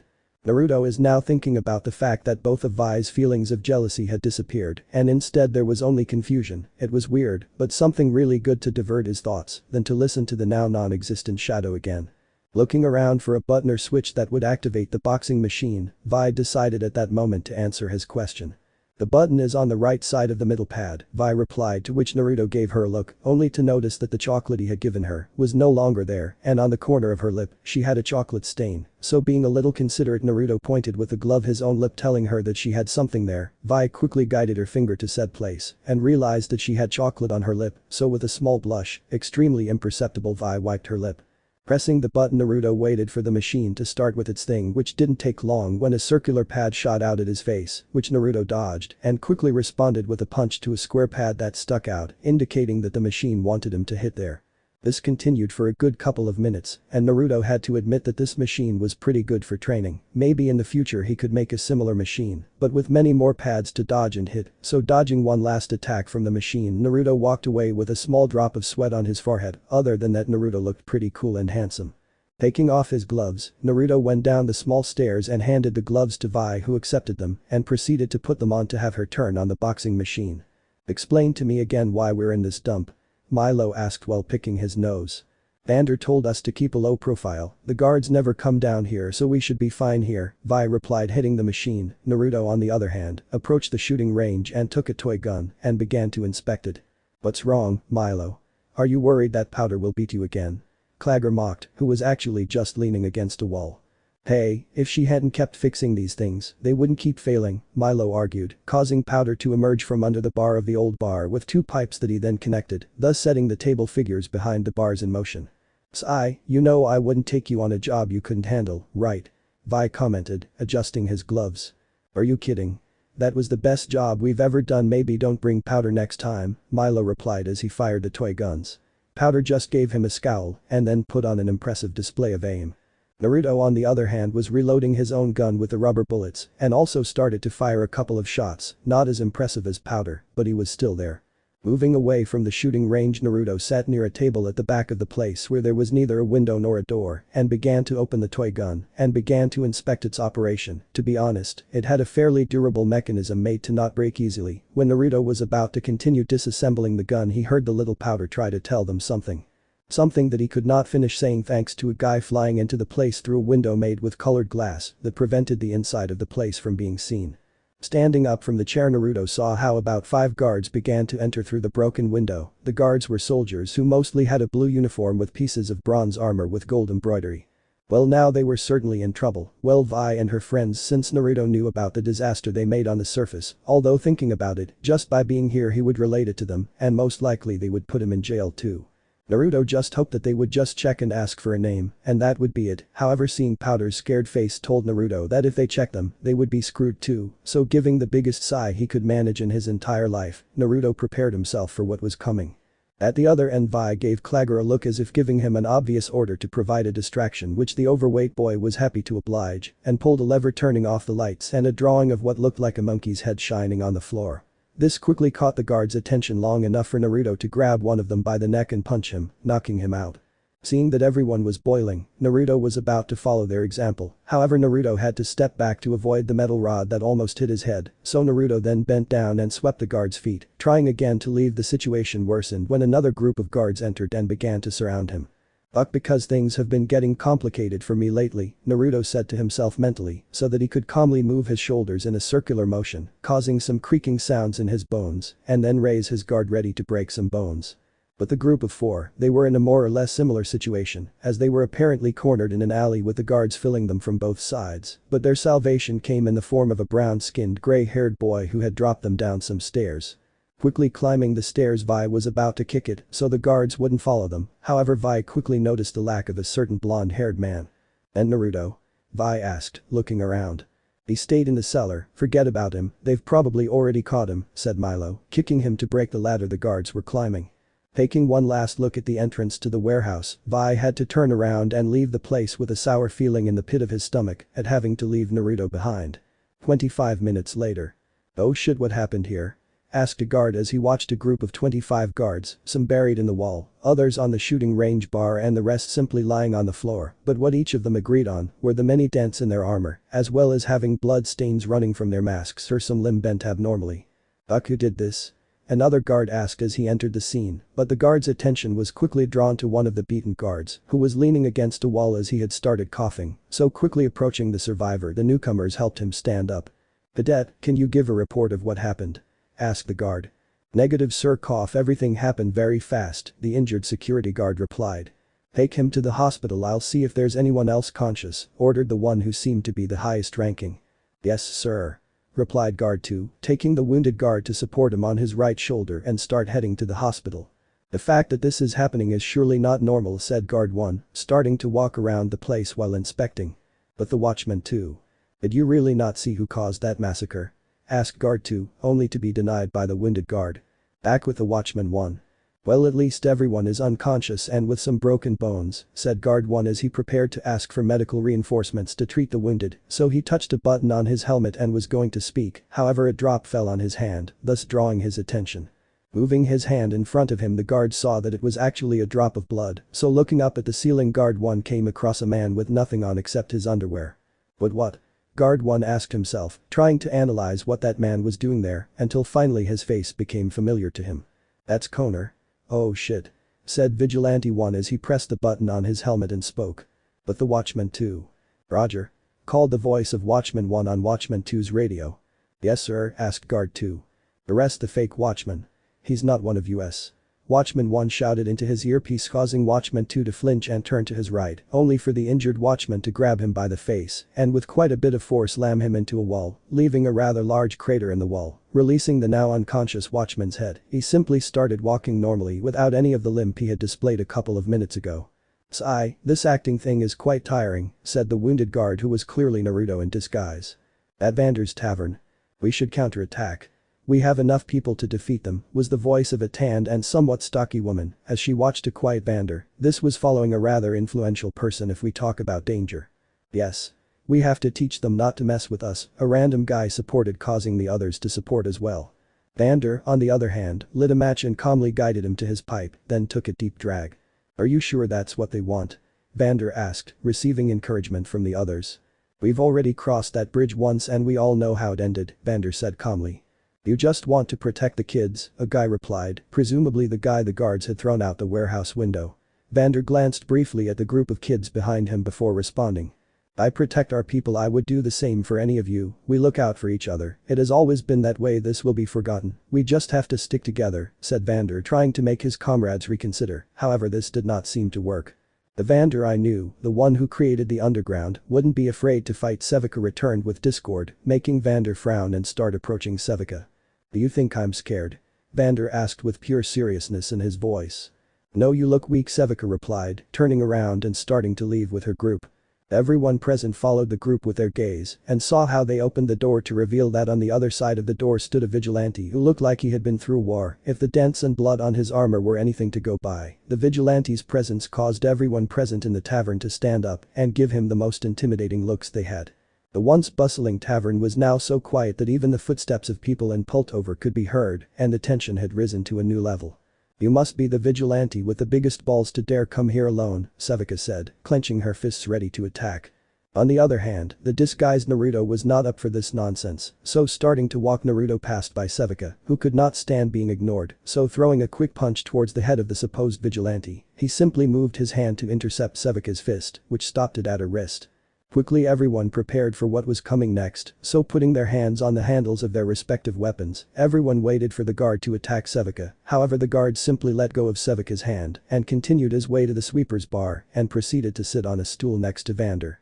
Okay, now everyone was confused about this vigilante, however no one said or did anything about it, if not until Vander decided to take the initiative. What do you need here, Mr. Watcher? Vander asked, to which the disguised Naruto simply said. Give me the strongest drink you have, Naruto said with his voice distorted by the helmet. Kan nodded and moving behind the bar, she looked for the strongest drink she had and served it to him. Here you go, and what brings you here? Vander offered and asked as he watched the guard begin to take off his helmet, only to see a blonde man quite familiar to him.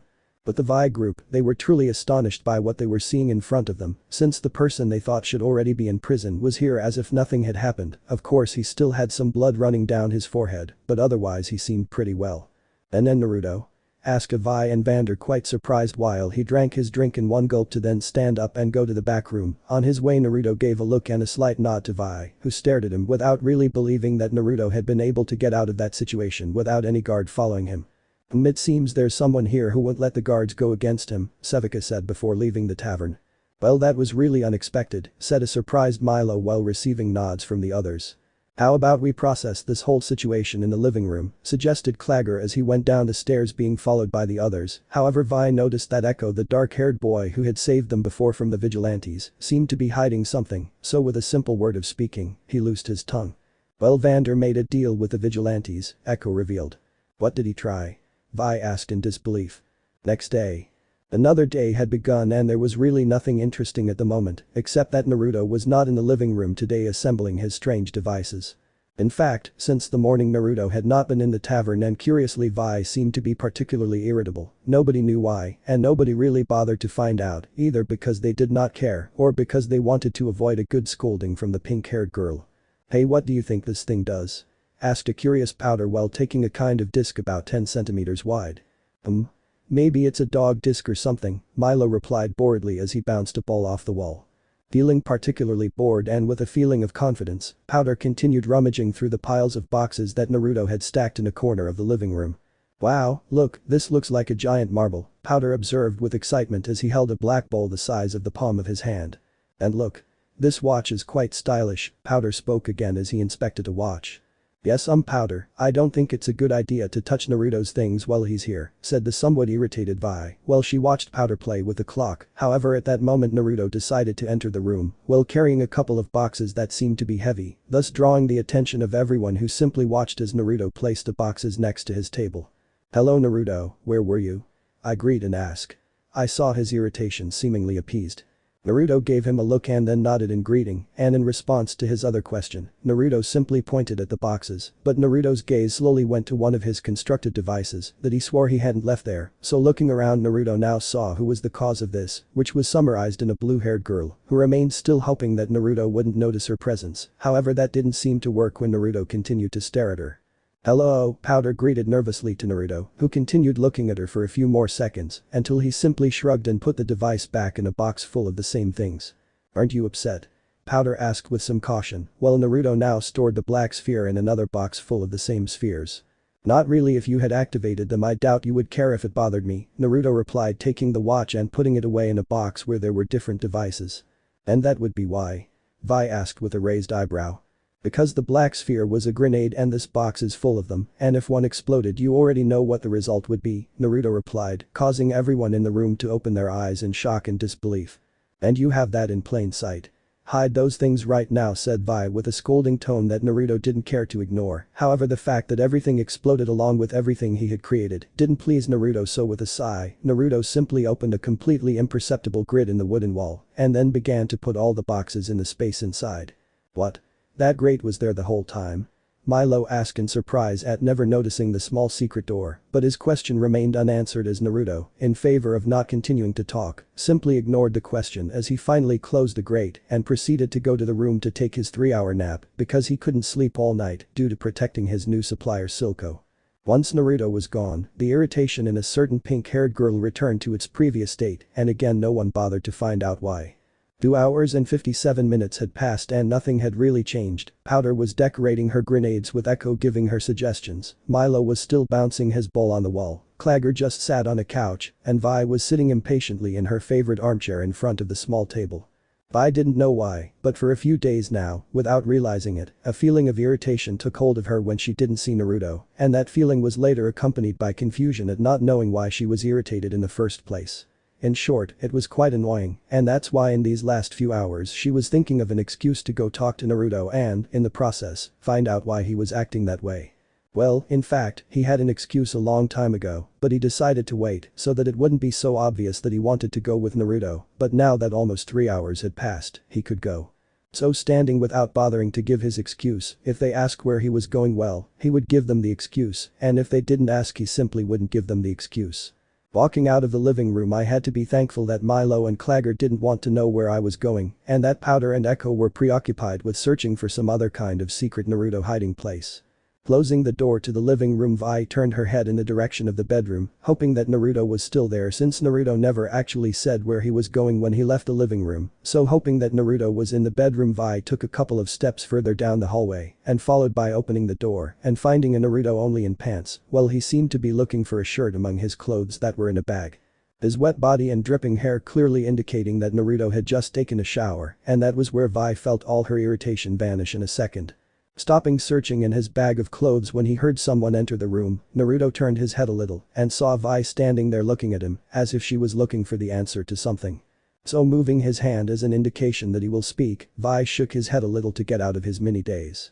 "Hey, well, I wanted to talk to you about those things you do," Vi began, to which Naruto raised an eyebrow and then nodded, not seeing the problem with them talking about that.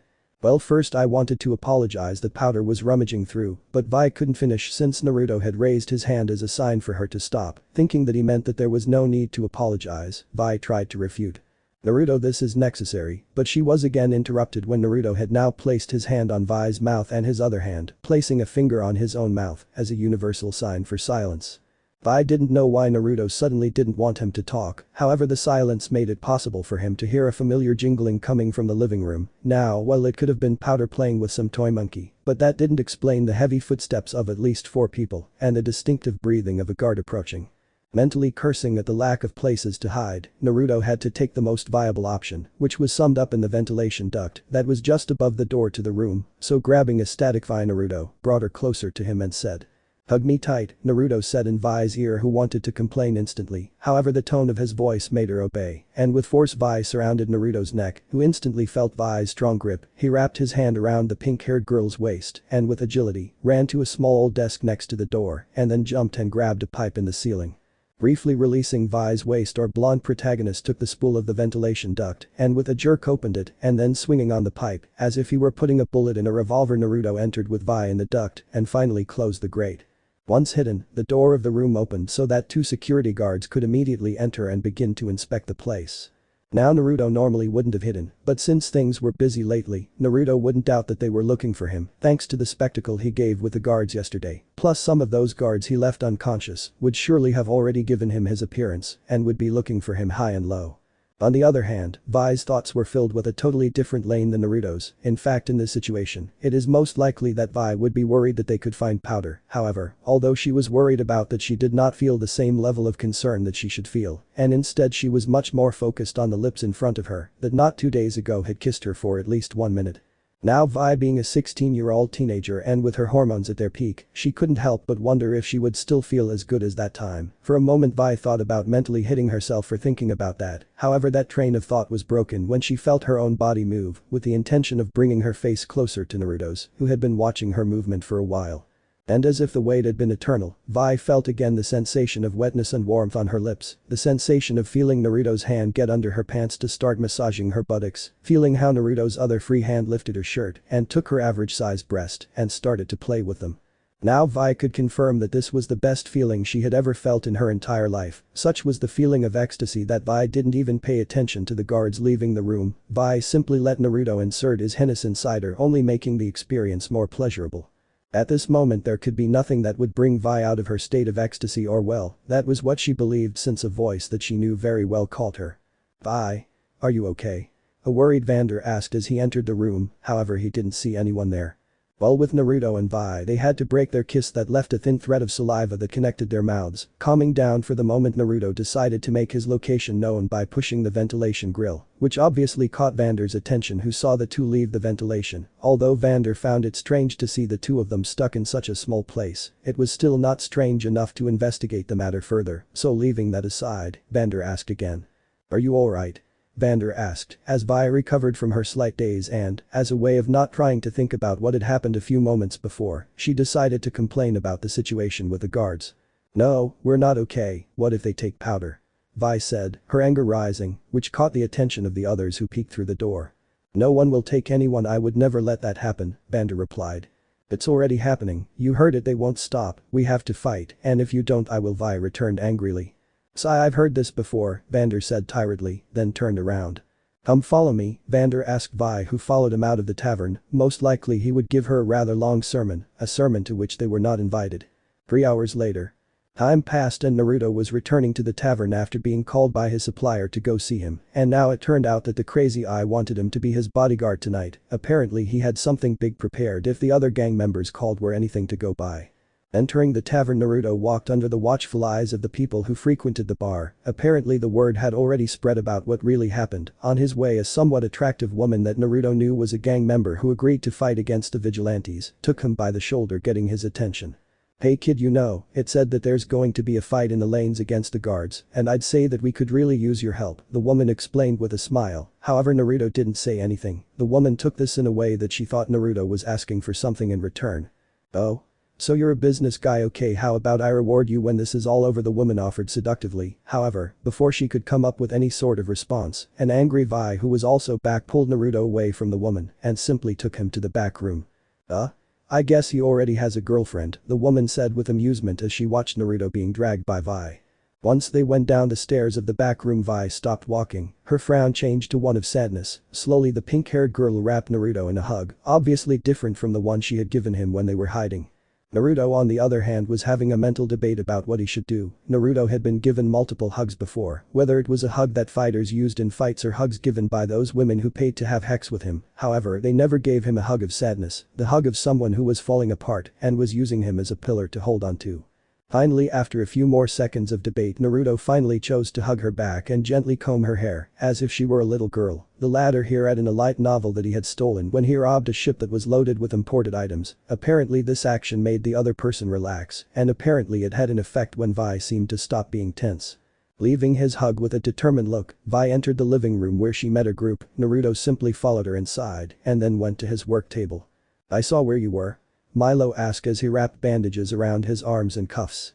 "They say they'll fight in the lanes," Clagger informed, leaving a knife on the table. However, Vi ignored what Clagger said and instead kept his gaze on Powder, who cautiously approached Naruto to ask for some advice. "Hey Naruto," the blue-haired girl called to Naruto, who stopped following what he was doing and gave a look to Powder, who said to continue. Can you give me some advice on how to make my bombs work?" Powder asked while holding one of his grenades in his hands. Naruto stared at him for a moment until he finally raised his hand asking to see what he had done. Powder extended the grenade and handed it to Naruto, who began to open and disarm it like an expert. While Naruto was inspecting the blue-haired girl's bomb, Vi decided to talk to her sister alone, so calling her away from Naruto, Powder began to speak excitedly. "Look, I made these bombs for the guards, these are smoke bombs, and these others are full of nails, haha, they will work this time, I know it." Powder finished showing the bombs to Vi, who saw them briefly and then put them aside. "I think so too," Vi replied, smoothing a few strands of Powder's hair. "You know, Powder, what makes you different makes you strong, always remember that, okay?" Were the last words Vi said to Powder before leaving the living room, Naruto looking at her out of the corner of his eye before turning to look at Powder and signaling her to come closer, which she did timidly. "It's a crude job, but all you need is to put more gunpowder and some shrapnel to improve the impact," said Naruto to return the bomb to Powder, followed by a small sack the size of his fist. "Thank you, Naruto," Powder thanked, taking the two objects before returning to his own business. Naruto just nodded and was really tempted to follow Vi to find out what she was up to, however he didn't want to get involved in more trouble, so he decided to stay out until the situation required it. The night continued its course, and Milo and Clagger continued thinking of strategies or ways to fight against the vigilantes. Powder continued making more bombs with Naruto's instructions and the occasional question about improving at it.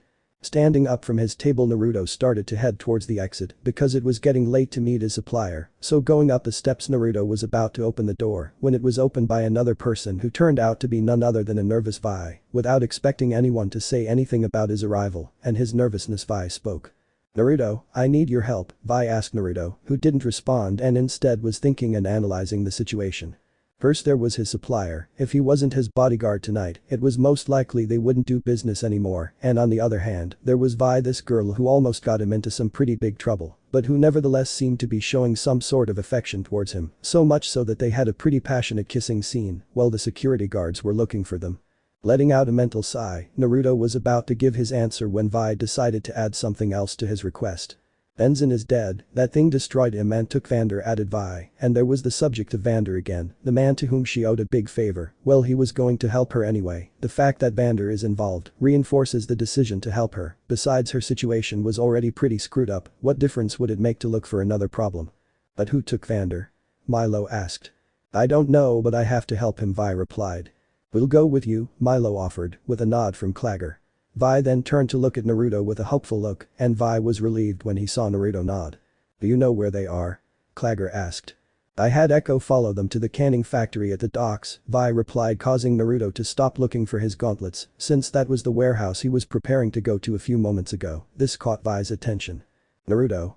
What's wrong?" Vi asked, to which Naruto just sighed. "Sigh, that's the place where the man who provides me with the pieces to build my things lives," Naruto replied, making Vi open her eyes in surprise. "I was supposed to be there as a bodyguard," Naruto said, causing everyone to tense up. "Naruto, you're not going," Vi tried to say, but Naruto interrupted her. I guess I'll have to find another supplier, Naruto said, taking his mittens and letting everyone calm down. Okay, let's go, ordered Vi, ready to go look for Vander, but she remained silent when she saw Powder. Vi didn't want to involve Powder in this fight. This was much more dangerous than the vigilantes, and Vi didn't want to lose Powder, so with a sigh, Vi proceeded to speak. I need you to stay this time, Powder, Vi asked. What? Powder asked, confused, since she wanted to go and be useful. You won't come, repeated Vi. But I'm not afraid, replied Powder. It's too dangerous, Vi replied, trying to convince her. But a family sticks together, you said it yourself, Powder returned. I know what I said, Vi replied. But I want to fight, I can help, replied Powder. You're not ready.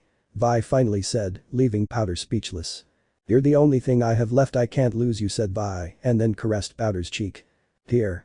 If they come for you, take this and run wherever you are, shine your light up and I'll find you, I promise, explained Vi while giving him a flare. Finally he gave him a small hug and then left for the exit, followed by Naruto, who stared at Powder for a while and wondering if what he did with Vi would work this time. Naruto guided his hand to Powder's head and ruffled his hair gently. In the end it seemed to work, but not to the extent that it worked with Vi.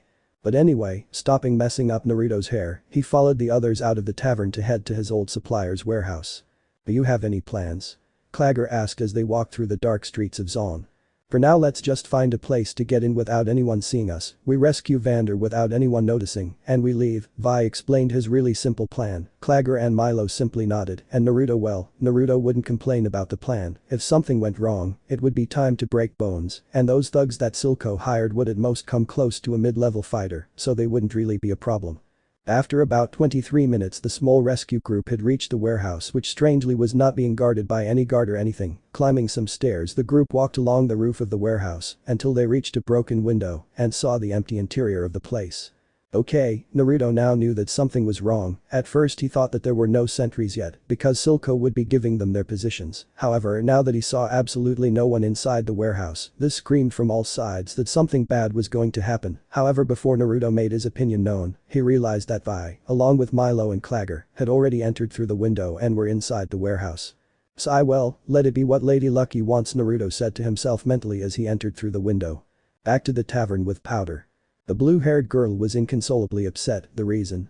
Well, there was no other than the feeling of being useless, a feeling she had felt for quite some time, not being able to make her bombs work, making everything always go wrong, feeling that she brought bad luck to others, but even so, all of that was bearable. She could bear that others told her how useless she was, as long as her sister continued to believe in her. However, her sister had stopped believing in her today. Although she appreciated her words of being the only thing she had left, the desire to help her was much greater. However, she couldn't because she had disarmed her bombs to add more gunpowder and shrapnel as Naruto had told her. This led to the inevitable despair of Powder, who with rage and sadness in her eyes, threw a box of crayons, which opened and let out its contents, revealing the blue spheres that she had stolen from that place a long time ago. He quickly remembered the explosion, and by some hunch Powder deduced that the explosion was due to Anna from those spheres. I can help you, Powder said with an idea in mind, apparently forgetting that in a hidden rack in the wall were Naruto's grenades. Back with the group. They had found Vander, who was in a small room that was only connected by a bridge, so heading towards Lola as cautiously as possible, they arrived in front of a Vander tied to a chair. Vi, what are you doing here? Vander asked as Vi gave him a hug. We'll get you out of here, Vi promised, then separated from Vander. Milo. Vi called to the brown-haired boy who already knew what he wanted to do, so taking out his folding master key, he began to try to open the shackles. How did they get in? There are guards everywhere, Vander asked. It was simple, we found an open window, and Vi explained, however he stopped talking when he seemed to realize the trap. Oh no, you have to go now, asked Vander. I think it's too late, Naruto commented, watching his former supplier enter dramatically while clapping slowly. Welcome.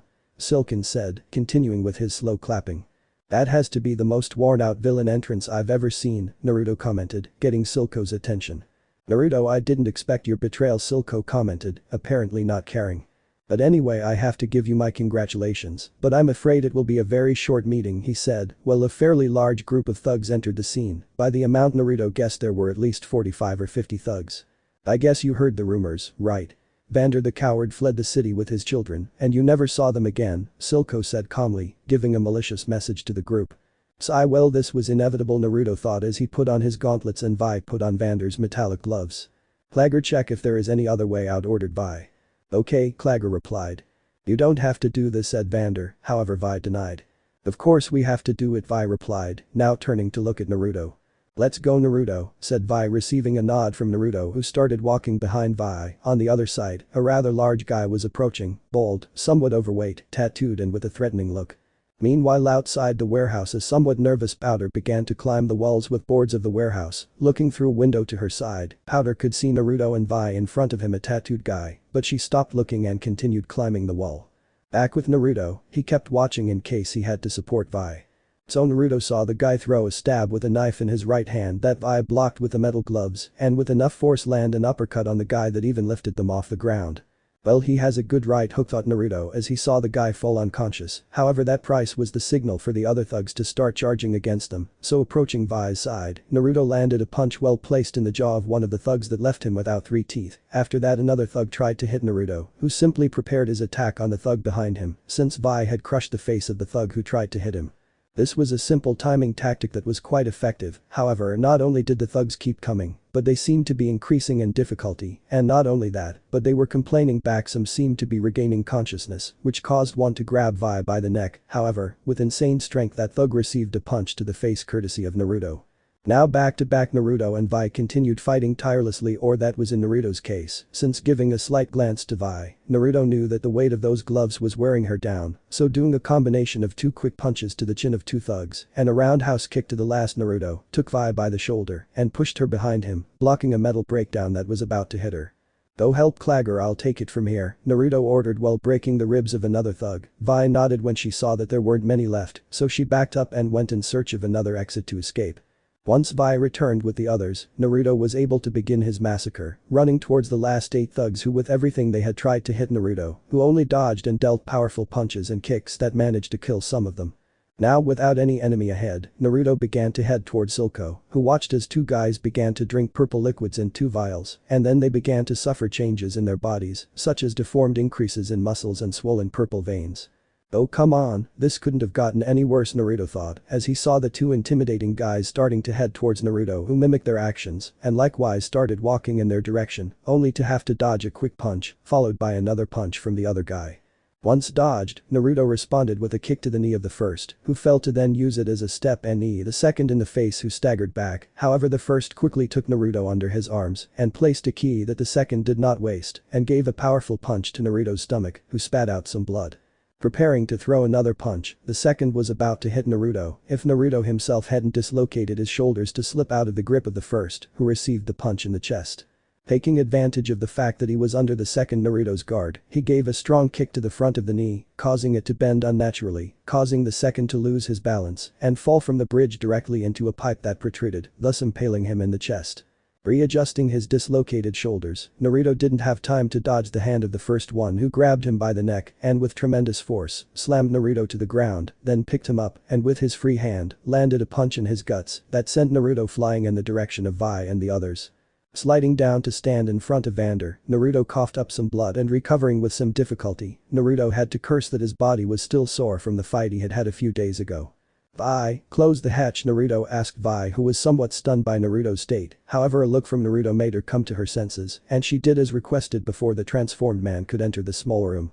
Shortly after, on the other side of the iron gate, blows began to be heard from the man in a state of madness. Milo continued trying to open Vander's shackles, now only one left. Clagger by this time had found a way out and was now hitting a wall that seemed to be giving way, so in an effort to help, Naruto held back the gate that was about to fall along with Vi. A few moments later, everything seemed to have calmed down, the knocking on the door stopped impacting, Milo had managed to open the last shackle, and Clagger had opened a hole big enough for everyone to leave. For a moment everything seemed to have gone well for them, however this was only the calm before the disaster that was caused by a variant in this whole disaster. A simple variant that could be identified as a small toy monkey that gave one last ring to the neon blue sphere hanging from its neck, thus causing a much bigger disaster than the one that had already happened. And that's where it all happened. It only took about 5 seconds, however for Naruto's eyes, this was happening so slowly that he could see what was happening. Naruto could see how a small piece of something bright blue had entered the room to hit the ceiling of the place, sending a piece of rock at high speed to Clagger's face, who could not react in time, and inevitably the rock embedded itself in Clagger's head, killing him instantly. Followed by a piece of pipe had also flown this time in the direction of Milo's shoulder, who also could not react, and the force of the impact sent him flying right next to Clagger's corpse. Without letting Milo recover, the ceiling decided at that moment to let itself fall on top of Clagger's corpse and Milo, who did not survive the weight of the rocks. Vi, on the other hand, had fallen on her, the metal gate not letting her out. With Vander it was the same as with Vi, only instead of the gate this one was under a large piece of the ceiling above her. Now Naruto for his part was flying. That's right, Naruto was flying with his jacket wrapped in flames in the direction of the hole that Clagger had opened a few moments ago. Naruto could have said that the sight of everything being exploded around him, as if he was traveling through a portal, was quite incredible to see, and after that there was nothing else after that. Naruto didn't know what else happened. And in that precise moment Naruto knew he had become unconscious. Unconsciousness itself was like taking a pleasant nap, or well, that was while you were unconscious, because once Naruto woke up he tried to put his hand to the back of his head to relieve the stabbing pain. However, once Naruto moved his right arm, it seemed to drag his left arm, so seeing more clearly Naruto could see that there were handcuffs on his hands. That had already given him a clear clue as to where he had to be, and if that wasn't enough, then the obvious L had to say he was in the prison. Inspecting the small space further, Naruto now saw the familiar pink hair of a girl he knew lying next to him. "Sigh, we're certainly screwed," Naruto said to nothing while a small groan was heard, followed by a sleepy Vi who got up, and after a few seconds all her apparent sleep was replaced by panic as she started looking around for someone. It didn't take long for Vi to notice Naruto's presence, so approaching her already long confirmed love interest, Vi proceeded to give Naruto a hug as best she could, since she also had handcuffs. "Naruto, I thought you were dead," Vi whispered while sobbing. There was that hug again, the same hug he had given him before, only this time Naruto reciprocated a little faster than before. "What happened?" Naruto asked about Vander's rescue. This question seemed to bring back painful memories for Vi, as the pink-haired girl started to cry, if the wetness on her shoulder was anything to go by. "Milo, Clagger, Vander, everyone is dead. Powder made everything go to waste, and when I wanted to leave with you from there someone captured us," Vi answered, sobbing, while she felt Naruto's hands caress her hair. "I saw Naruto call to the pink-haired girl, who moved away a little to see him. Most likely they won't put us in a cell together, nor will we be able to see each other at meals," Naruto began, to which Vi asked confused. "Why?" Vi asked. "Vi, you stole some things on the surface. I beat up 26 guards and maybe left at least 12 of them paralyzed for life. They will surely put me in a maximum security cell and isolate me from the others," Naruto explained to Vi, who was starting to cry again. "I saw," caught the pink-haired girl's attention again. "When we meet again I won't be the same. I'm going to suffer a great change in my personality," Naruto explained to Vi, who just looked at him sadly. "So that's why I'm asking you, will you still love me even if I change?" Naruto asked, staring at Vi, who, letting out a few tears, approached Naruto and planted a kiss on him, which Naruto reciprocated. "That's my answer, I will continue to love you," he replied. I saw a beautiful scene that was overshadowed by the dirty, dark cell they were in. Time passed, and just as Naruto said, they were separated and put in a maximum security cell, while Vi was put in a common cell. Another detail that seemed to distance them more was the length of the sentences, since, while Vi was given 6 years in prison, Naruto was given 15, a rather unfair sentence in the eyes of the Piltover counselors. However, since Naruto didn't kill any of the guards, they couldn't ask for Naruto's death, so here he was in a somewhat spacious cell, pure concrete walls 30 inches thick, a steel door 10 inches thick that could only be opened from the outside. Oh, I forgot a small grid to put the food trays on. Aside from that, the only thing the cell had was a mattress on the floor and a toilet to do his business. Judging by the condition Naruto was in, he would say that he was the first one they had put in the cell, since the place itself was not that dirty. In fact, Naruto would think that they built this cell just for him, or simply there weren't enough prisoners with his level of danger to require putting them here. "It must be very boring to be here for 15, said a voice that was not that of the blonde lying on the mattress. "Oh? Are you going to resort to ignoring me again? How cold you are," said again the voice that Naruto already knew was the shadow that was sitting in a corner with a big smile on what had to be his face. "Oh right, I forgot to mention that it had been 8 months since Naruto was locked up here, a short time for the prisoners who had been in prison for a while. However, for Naruto every day that happened was excessive torture. And although Naruto seemed to be calm lying in his bed, the truth is that he wasn't, because the shadow's voice was no longer just heard as another person in the cell. Now every letter, every syllable, in short, every word that the shadow said echoed in his mind, making his brain unravel, as if it were a ball of thread struggling to stay together. However, every day that passed, that ball of thread became weaker, and Naruto, as well as the shadow, knew that sooner or later it would end up giving in, judging by the much more demonic smile that was marked on the shadow. "You know, sometimes I wonder how the war between Demacia and Noxus is going, or rather our old home," the shadow said with apparent amusement. I still miss it, I can feel the pure smell of blood on the battlefield, said the shadow as it began to approach Naruto, while it seemed to be decreasing in height. It was something magnificent, it was something that filled us with life, said the shadow with the voice and height of a 10-year-old boy. Do you remember what they used to call us? Asked the shadow in the form of a child, however he received no answer, or so it seemed outwardly since a couple of names crossed Naruto's agonizing mind. That's right. The demon of the ring, the madness of the front, that child who was indispensable in every fight on the front lines of the war, that child who was sent to every battle without exception, that child who earned the fear of his enemies, that child who was the only survivor of the 500 boys and girls they experimented on, said the shadow with each word sinking waves into Naruto's mind, who sat on the mattress and simply tried to cover his ears and bow his head. Come on, I know deep down you want to feel that sensation again. Snap, a thread broke. I know you want to feel that emotion. Snap, snap, several more threads broke again. The thrill of having the blood of your enemies staining your hands, said the shadow, and Naruto slowly removed his hands from his ears and held them up in front of him, only to see them stained with blood. Snap, snap, snap, many more threads broke, and the ball of thread that was his mind was finally giving way. I don't want to kill someone close to me again, Naruto finally spoke as tears fell from his eyes. Are you saying that for her? You know very well that if she hadn't crossed the path of our attack, she would never have ended up dead, the shadow responded now with his smile diminishing greatly. That was an accident, and neither of us could have helped it, the shadow said again, now in its original form. We have to let her go, we can't do anything anymore, now we have to be stronger, and together we will achieve it again, said the shadow with his smile returning with more intensity. Now raise your gaze and let us return to what we once were, the shadow asked. Let's go back to being that demon that so many people feared, let's go back to being that demon that adults were afraid of, said the shadow approaching Naruto, who slowly looked up. Let's have fun like before, said the shadow for the last time as Naruto finally looked up completely. 3 years and 4 months later. Time had passed and with it many things had changed. Piltover had now definitively become the most important city economically speaking. This was due more to a student already graduated who had been able to handle arcane magic through technology. This new magical technology was called Hextech, and with it came the first invention, Hexgates.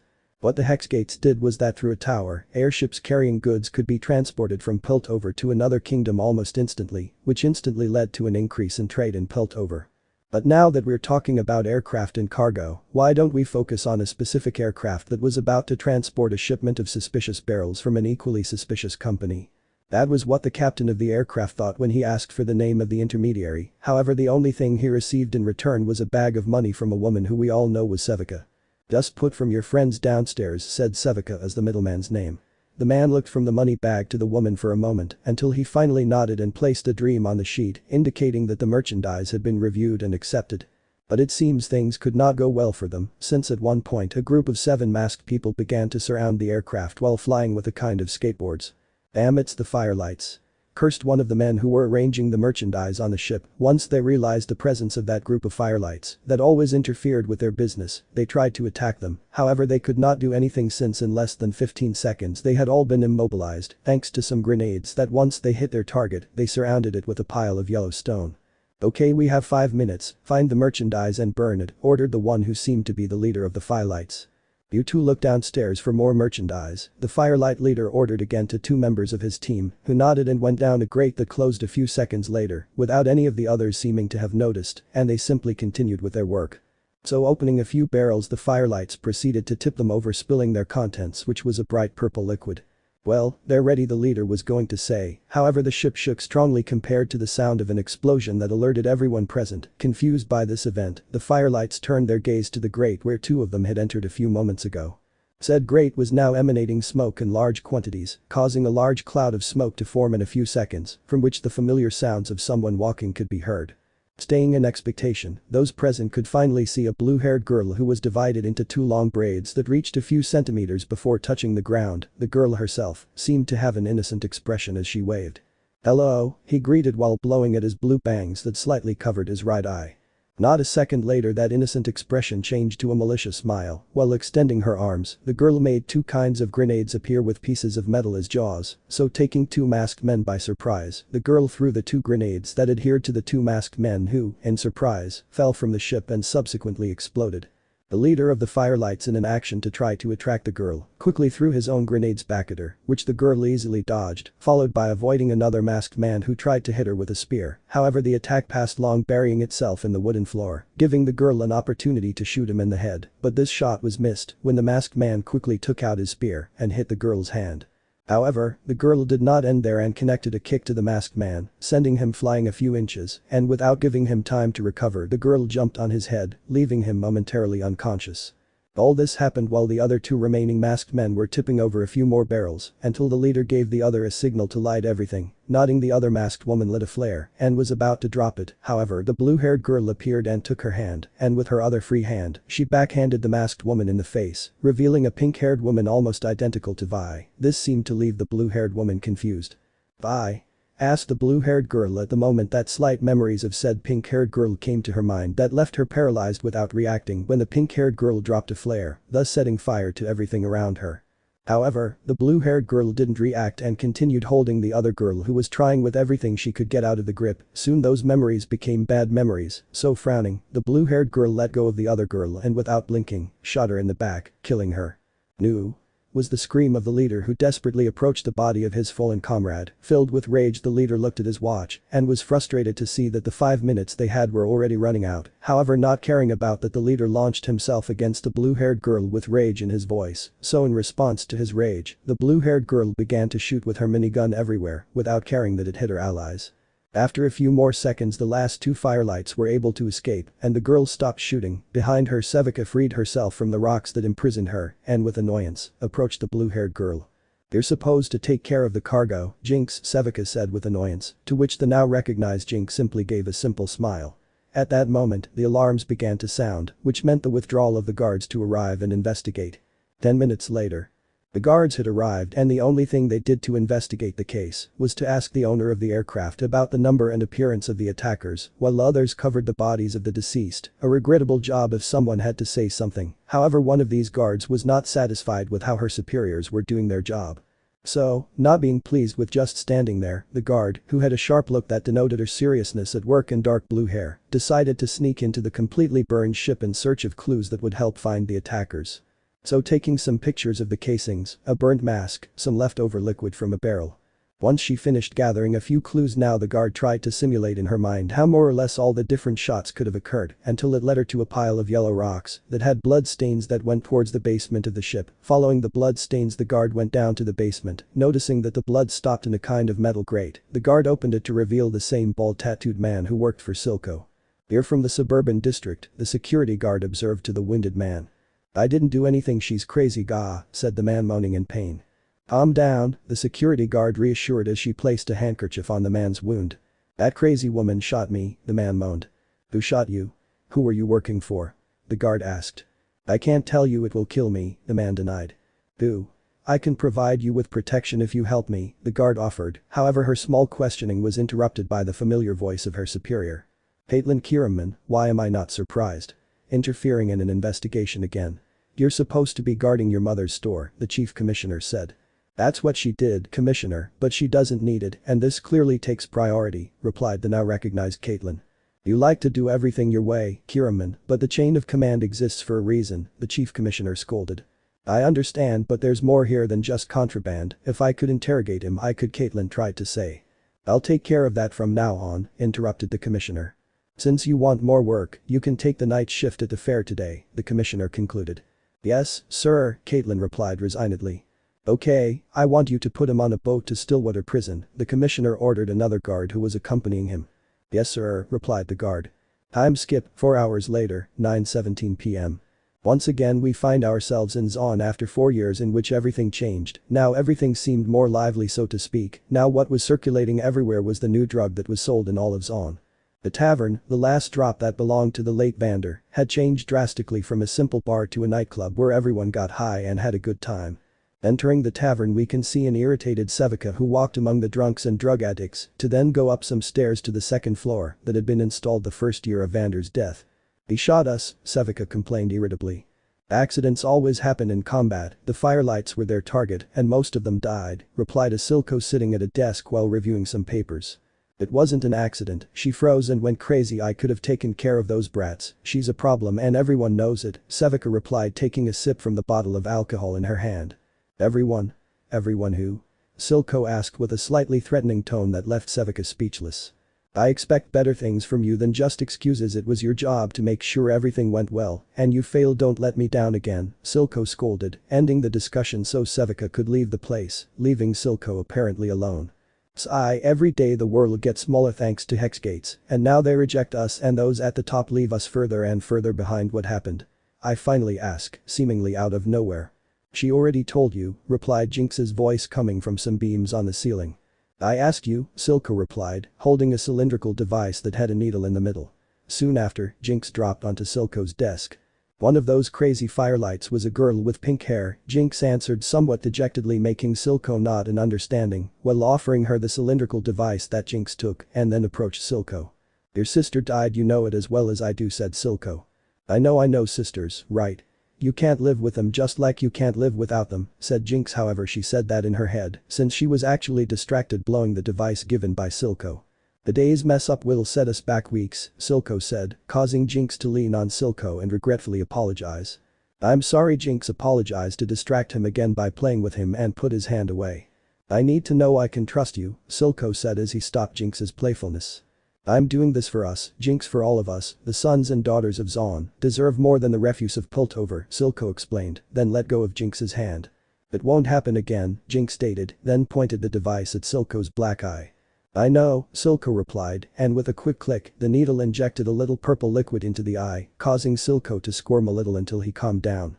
Sevika will fix today's mess, Silco reported. Sevika? That orangutan couldn't clean a furball with a blowtorch, Jinx complained. That'll be enough, you should focus on your gadgets, so take a break, Silco replied. I don't need a break, Jinx replied angrily. Do it anyway, Silco ordered without leaving any room for objection, so leaving Silco's office, Jinx prepared to take a break, or so Silco thought, since in reality she was far from going to rest. Time jump 11:30 p.m. That was it? I thought young Talus was a genius or something. Didn't he launch an airship across the continent 3 years ago? A petulant guard asked, apparently not pleased with the Progress Festival speech, while 2 other male guards and a female guard hung around, making no effort to keep watch. Aircraft, actually an airship has a rigid metal hull, so it's not the same thing, Caitlin corrected the smug guard. It's a balloon, isn't it? The man mocked. Well, that's what it looks like, added the other female guard. Forgive us if we are not as refined as you, miss, the smug guard apologized sarcastically. What are you doing here, Kiraman? Don't you have some cocktail party to go to or something? The female guard mocked, causing some laughter from the other guards. Ignoring their mockery, Caitlin looked in another direction only to find a burning building. Fire. Caitlin alerted her shift partners to immediately start heading in that direction. 5 minutes later and they had finally reached the fire. What the hell happened? A random guard asked. I don't know, but call the firefighters now, Caitlin ordered, to which the guard nodded and went to do what was ordered. Instead, Caitlin fell asleep at a fire extinguisher to start the flames appearing. Help, I'm here, please someone help me. It was the voice of a girl coming from inside the burning building. This obviously caught the attention of the other security guards, who without further ado, entered the building in search of that girl. Meanwhile, Caitlin continued extinguishing the flames. Help. I'm a helpless girl who set the building on fire by accident. Totally by accident, said the girl's voice as the voice became thick and distorted. The group of guards at this point had already entered deep into the difficult and were now seeing some kind of speakers with metal jaws. In itself there were a large number of them. Back with Caitlin, she had just extinguished the flames on a wall, revealing a large drawing of some kind of cartoon monkey. Run away, Caitlin ordered. Back inside the building. I also brought this dynamite by, was the last thing the speakers said before the amphibians closed in, and each one of them caused a huge explosion that sent pieces of the building flying everywhere, along with Caitlin, who was also sent flying by the shock wave. Trying to compose herself, the last thing Caitlin could see was a blue-haired girl entering the building where the speech was held. After that big incident many things happened. First, a refurbished gem of arcane magic was stolen that night, and needless to say, the councilmen were furious and uneasy about the theft of the gem. The second thing was that after many generations, a new seat was finally added to the council table by adding Jace Talus, the creator of Hextech technology, as a new councillor. But that's not the important thing. What will lead us to what's really important is a certain blue-haired vigilante who tirelessly investigates who is the cause of these attacks. Her elegant room was filled with flowers sent from the different houses of Piltover as a demonstration of their concern for her, however Caitlin cared little about that at the moment and instead kept a large map of Piltover with several photos of the clues she had collected. Caitlin was so focused on her own thing that she didn't even hear when someone knocked on her bedroom door and then opened it and the new counselor Jace, a man with tanned skin and black hair, entered. "Hi, how are you?" Jace greeted only for Caitlin to walk up to him and drag him in front of her research. "I discovered something in the case," Caitlin reported. "Aren't you just resting?" Jace asked with some amusement. "Resting? How's everything now?" "Listen, remember when I told you there was only one person behind the violence in the suburban district?" Caitlin said. "The Great Conspiracy?" Jace asked. "I think whoever attacked the plaza is our suspect, the same symbols that appeared in the failed smuggling that occurred at the Hex Gates," Caitlin explained. "The Hex Gates?" Jace asked, somewhat interested in the investigation. "Look, all this time they kept their affairs in the suburban district because they had low priority on the matter. Now the attack in the plaza changes things, they went too far. If I can find out who did this, it can lead me to who is behind it all," finished explaining an excited Caitlin. "The answer is right here right in front of my face," she said to herself staring at her research. "Sigh, how do you plan to test all of this?" Jace finally asked, letting out a sigh. "Sigh, if I could just figure this out, Marcus would have to listen to me," Caitlin said, letting out a sigh as well. "If I learned anything from the council, it's that they need more than theories," Jace said. "Since when do you care about the council's opinion, Jace?" Caitlin asked with some amusement. Since I became one," Jace replied, drawing an amused smile from Caitlin who thought it was a joke, however Jace's seriousness surprised her when she realized it wasn't a joke. "What? Seriously, when did this happen? Why?" Caitlin asked, somewhat surprised, however her surprised face changed to one of mockery. "They figured out how to rule with grease and a key," Caitlin mocked. "Ha ha," Jace laughed sarcastically, then reached into his jacket for something and handed it to Caitlin. "I was actually hoping you'd join my team," Jace offered as Caitlin read the contents of the scroll. "Palace House Security?" Caitlin asked, then closed the scroll. "That's a ceremonial position, I'd live my whole life behind a desk," Caitlin complained. "You almost died, Kate, I just want you to be safe," Jace tried to persuade, however Caitlin returned his offer. "Thanks, but I already have a job," Caitlin replied with disinterest, then continued with her research only to stop when she heard Jace. "No, you don't have it after the attack, your parents spoke with the commissioner, it's the best I could do," revealed Jace, making Caitlin sigh. "I don't need your charity, counselor, yours are my parents," Caitlin said angrily upon learning of her dismissal. "Kate," Jace tried to say. Though Caitlin interrupted Jace, who thought about saying something until he finally nodded and left, leaving an angry Caitlin who only listened to him leave. Upset and not knowing what to do, a certain island near Piltover caught her attention. This was the Steelwater prison, where all the captured prisoners were put and where they had sent the man she had found in the failed smuggling, so with greater determination, Caitlin made a decision and would go there to interrogate him. Time jump 8:45 p.m. In a small boat near Steelwater was a serious Caitlin with one goal in mind, which was to continue with her investigation, so entering the prison and approaching the receptionist Caitlin spoke. "I need to speak to one of the inmates," Caitlin asked. "Makino inmates tend to talk a lot, you know." It was the thick guttural voice of a rather fat man. "This one was attacked by his own ally, so he has reason to want to talk. They must have sent him yesterday," Caitlin explained. "Oh, you mean recruit 2135, well I'm afraid that's not going to be possible," said the receptionist with understanding while remembering something. "Why not?" Caitlin asked curiously. "Well, it turns out there was an incident on the day of your arrival," the receptionist replied. "What kind of accident?" Caitlin asked. "Ugh, not a very pretty one to witness," the receptionist explained. "He doesn't understand, I have to talk to him," Caitlin asked again. "Oh sure you can as soon as I can move my jaw again," said the receptionist. "And who was responsible for the attack?" Caitlin asked. "Inmate 516 was the receptionist's only response. So here she was walking down an elevator heading to floor -41 floor before reaching the deepest floor of the prison. Getting off the elevator, Caitlin walked through the really dark corridors of floor -40. Well, there weren't as many prisoners as she expected. Caitlin didn't mind too much, so following the sounds of banging, Caitlin finally arrived at the cell of the person she wanted to talk to. The woman with short pink hair shaved on her left side, tattooed on her back, that's right, this woman was none other than Vi. "Who are you?" Vi asked, somewhat threateningly. "That doesn't matter to you right now. The point here is that I checked your files and crimes and I didn't find anything." "Why are you here?" Caitlin asked suspiciously. "Isn't it obvious? It's clearly because of my big personality," Vi replied with amusement, "that rhymes number." "You assaulted a prisoner. Tell me why?" Caitlin asked. "And why wouldn't I do it?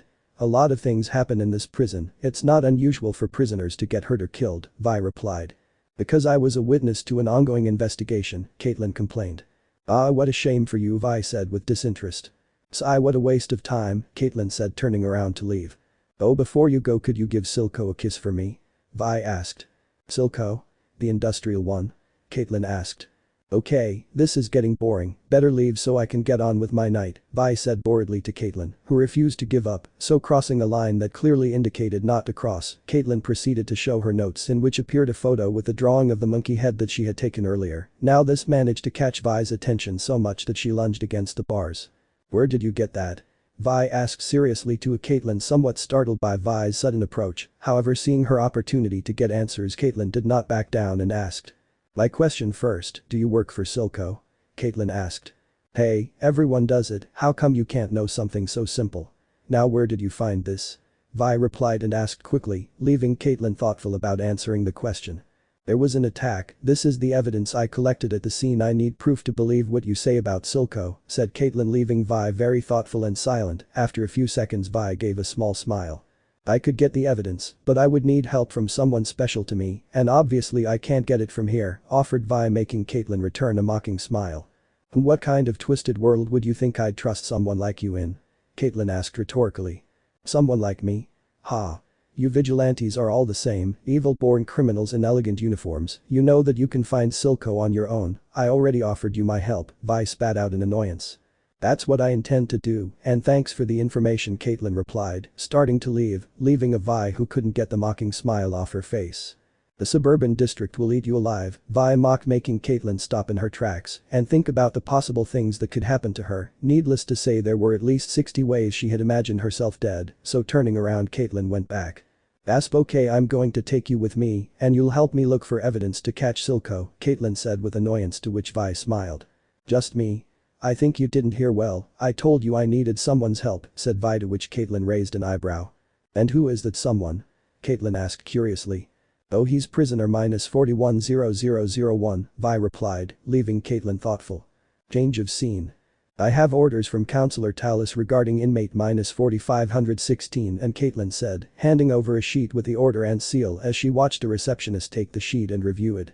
Also about inmate -410001, Caitlin finished saying as the receptionist stopped checking the sheet, and now a noticeable surprise adorned the receptionist's face. Prisoner 0001? The receptionist asked in surprise. Yeah, is there a problem with that? Caitlin asked. Don't you know who inmate 0001 is? He's too dangerous, warned the receptionist. This took Caitlin by surprise, and she was now questioning whether it was really a good idea to do this. However, she was capricious and wouldn't let all her effort go to shit. If I am aware of it, I now want to order your release, Caitlin asked, leaving no room for objection. Change of scene. Opening the cell bars, Vi saw Caitlin again, who just stared at him for a few moments until she sighed and started to leave, followed by a Vi who really didn't expect her to be able to get her out of there.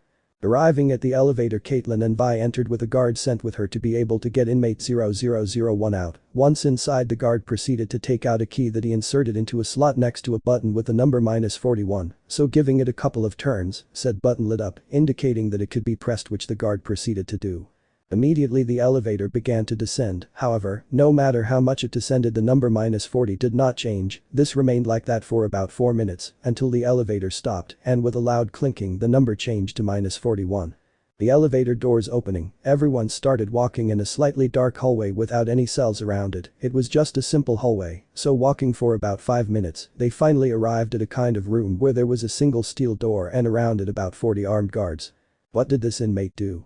Caitlin asked, worried about so much security. Well, for starters, he was locked up because he attacked 25 guards and left 11 of them paralyzed for life. You might think this is excessive, but the real reason we moved him to this area is because no matter how much we watched him, there was always a way for him to escape, the guard replied. Well, if she's still here, it's because it's impossible for her to escape from here, Caitlin said, somewhat relaxed.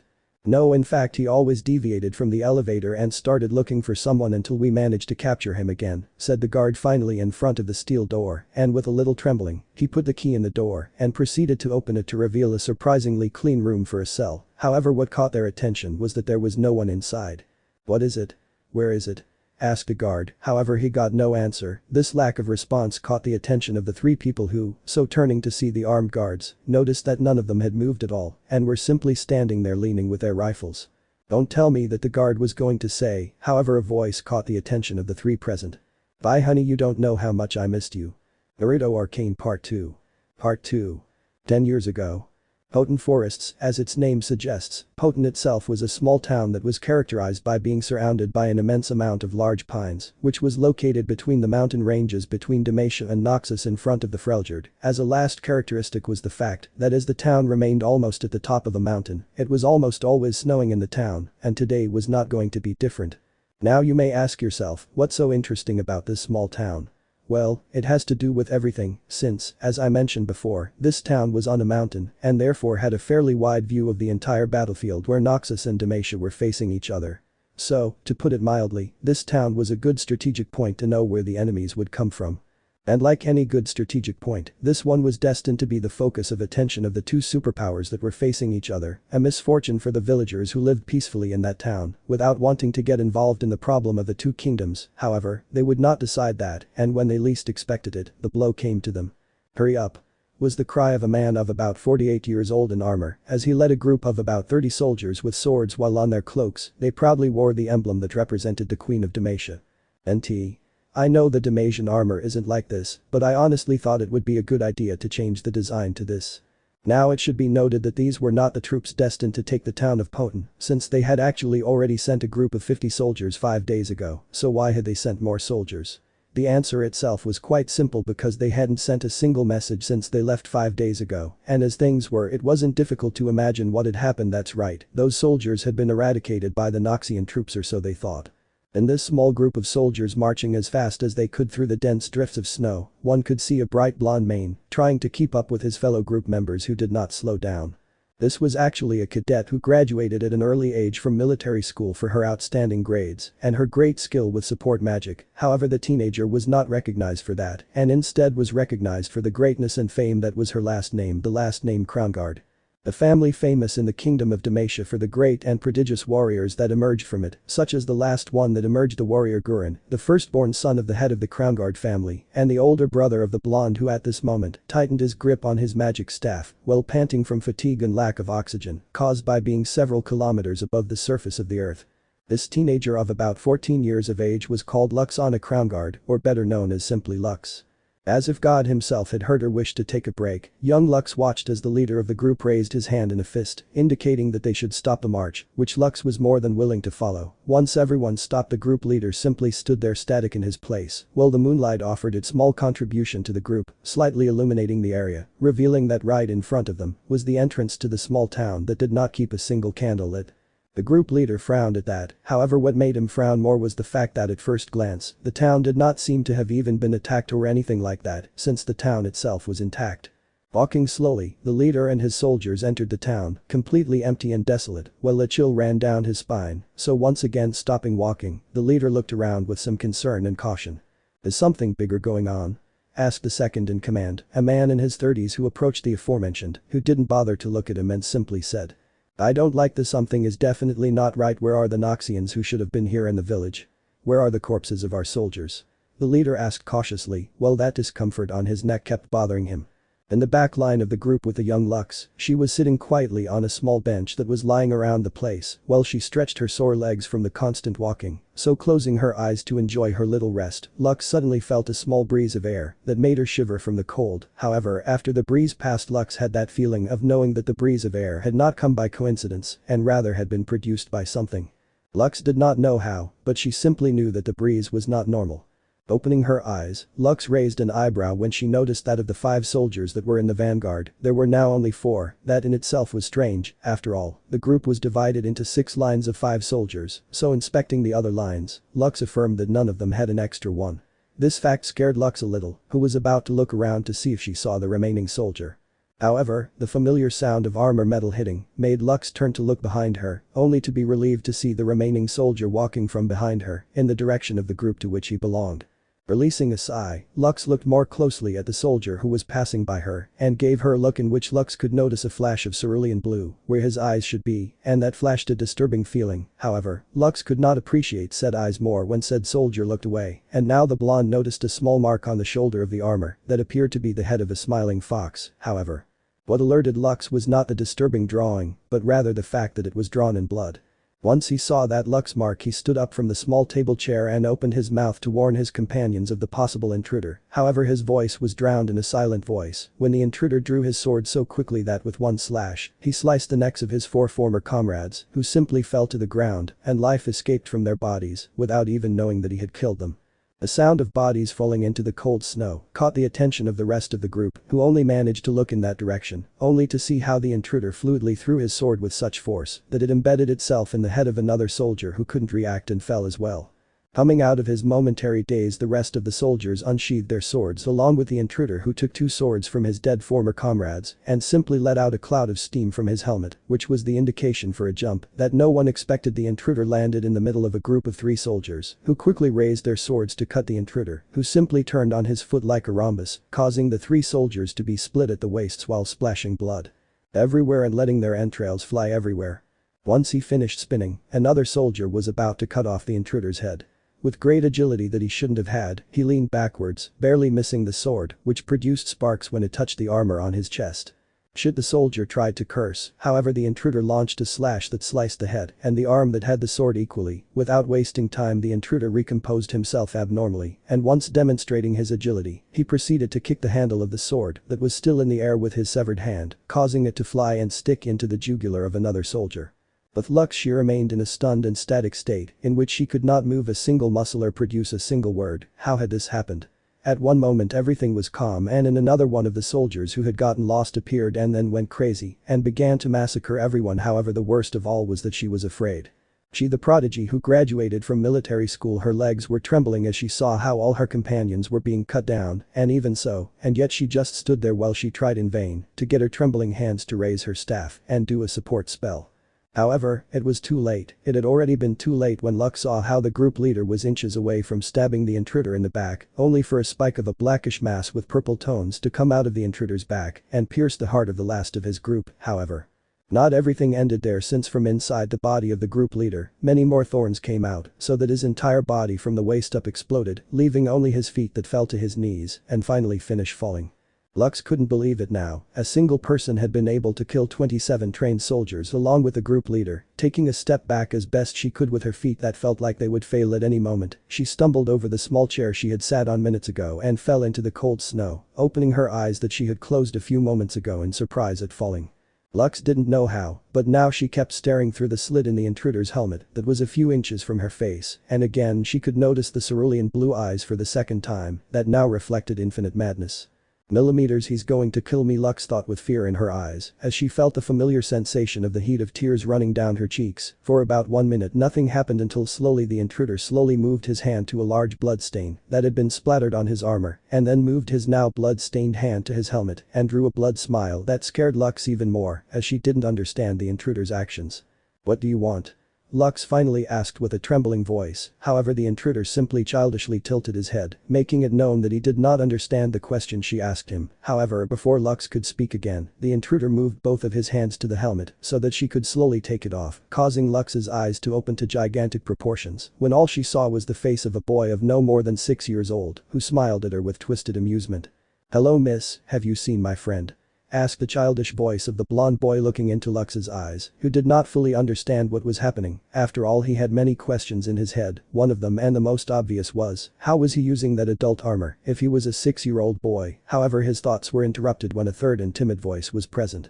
"Then Naruto-kun, I was looking for you," said the new childish voice with apparently a tender verbal tick when saying someone's name, drawing the attention of the two blondes, who turned to see a girl of equally 6 years old with short dark blue hair and eyes that seemed to be those of a blind person. However, judging by how she looked at Lux, she deduced that she could see. "Hinata, where were you?" asked Naruto, who quickly took off the armor he was wearing and simply walked up to the girl, who, now that Lux saw well, had blood stains on her small face, and the two were wearing some kind of black robes with red clouds. I'm sorry, it's just that I ran into some mercenaries and said Hinata, implying where the bloodstains came from and what caused Naruto to smile big and pat Hinata's head while congratulating her. Well done Hinata, if you keep going like this, we'll soon be able to get you that scythe you wanted so much, Naruto congratulated, while Hinata blushed from Naruto's caresses and nodded at the fact of being able to have the scythe she saw in a weapons store in Noxus. Stopping congratulating Hinata, our smiling blonde walked happily to the nearest body to then search the corpse and take out a small wad of bills to then begin to count them. The money that the soldiers carried in excess were provided by the same army as some emergency measure that required the use of money, such as gathering information, since it would be difficult for someone in a bar to give you information just to help the cause. However, for Naruto and his eternally the polar pearly-eyed partner, this was nothing more than money to spend on something they liked, as in the current case, it was Hinata's scythe. Yes Naruto-kun, by the way, who is she? Hinata asked now with a cold look in Lux's direction, who was still lying on the floor still processing what was happening. This made Naruto stop counting and turn to see where Hinata was pointing. Oh, her, I left her alive because I found it curious that she had almost the same shade of yellow as me, so I left her alive to see it more calmly, said Naruto with an innocent smile, since in reality having blonde hair was something quite peculiar in Noxus due to its scarcity. You could have cut off her head and you would still have been able to see her hair, Hinata said with apparent apathy in her voice, while Lux simply watched them as they discussed the reasons why they didn't kill her and why they should have killed her. No way, if he did that he would have gotten blood on himself, Naruto replied with a frown, and then a crow landed on Naruto's shoulder.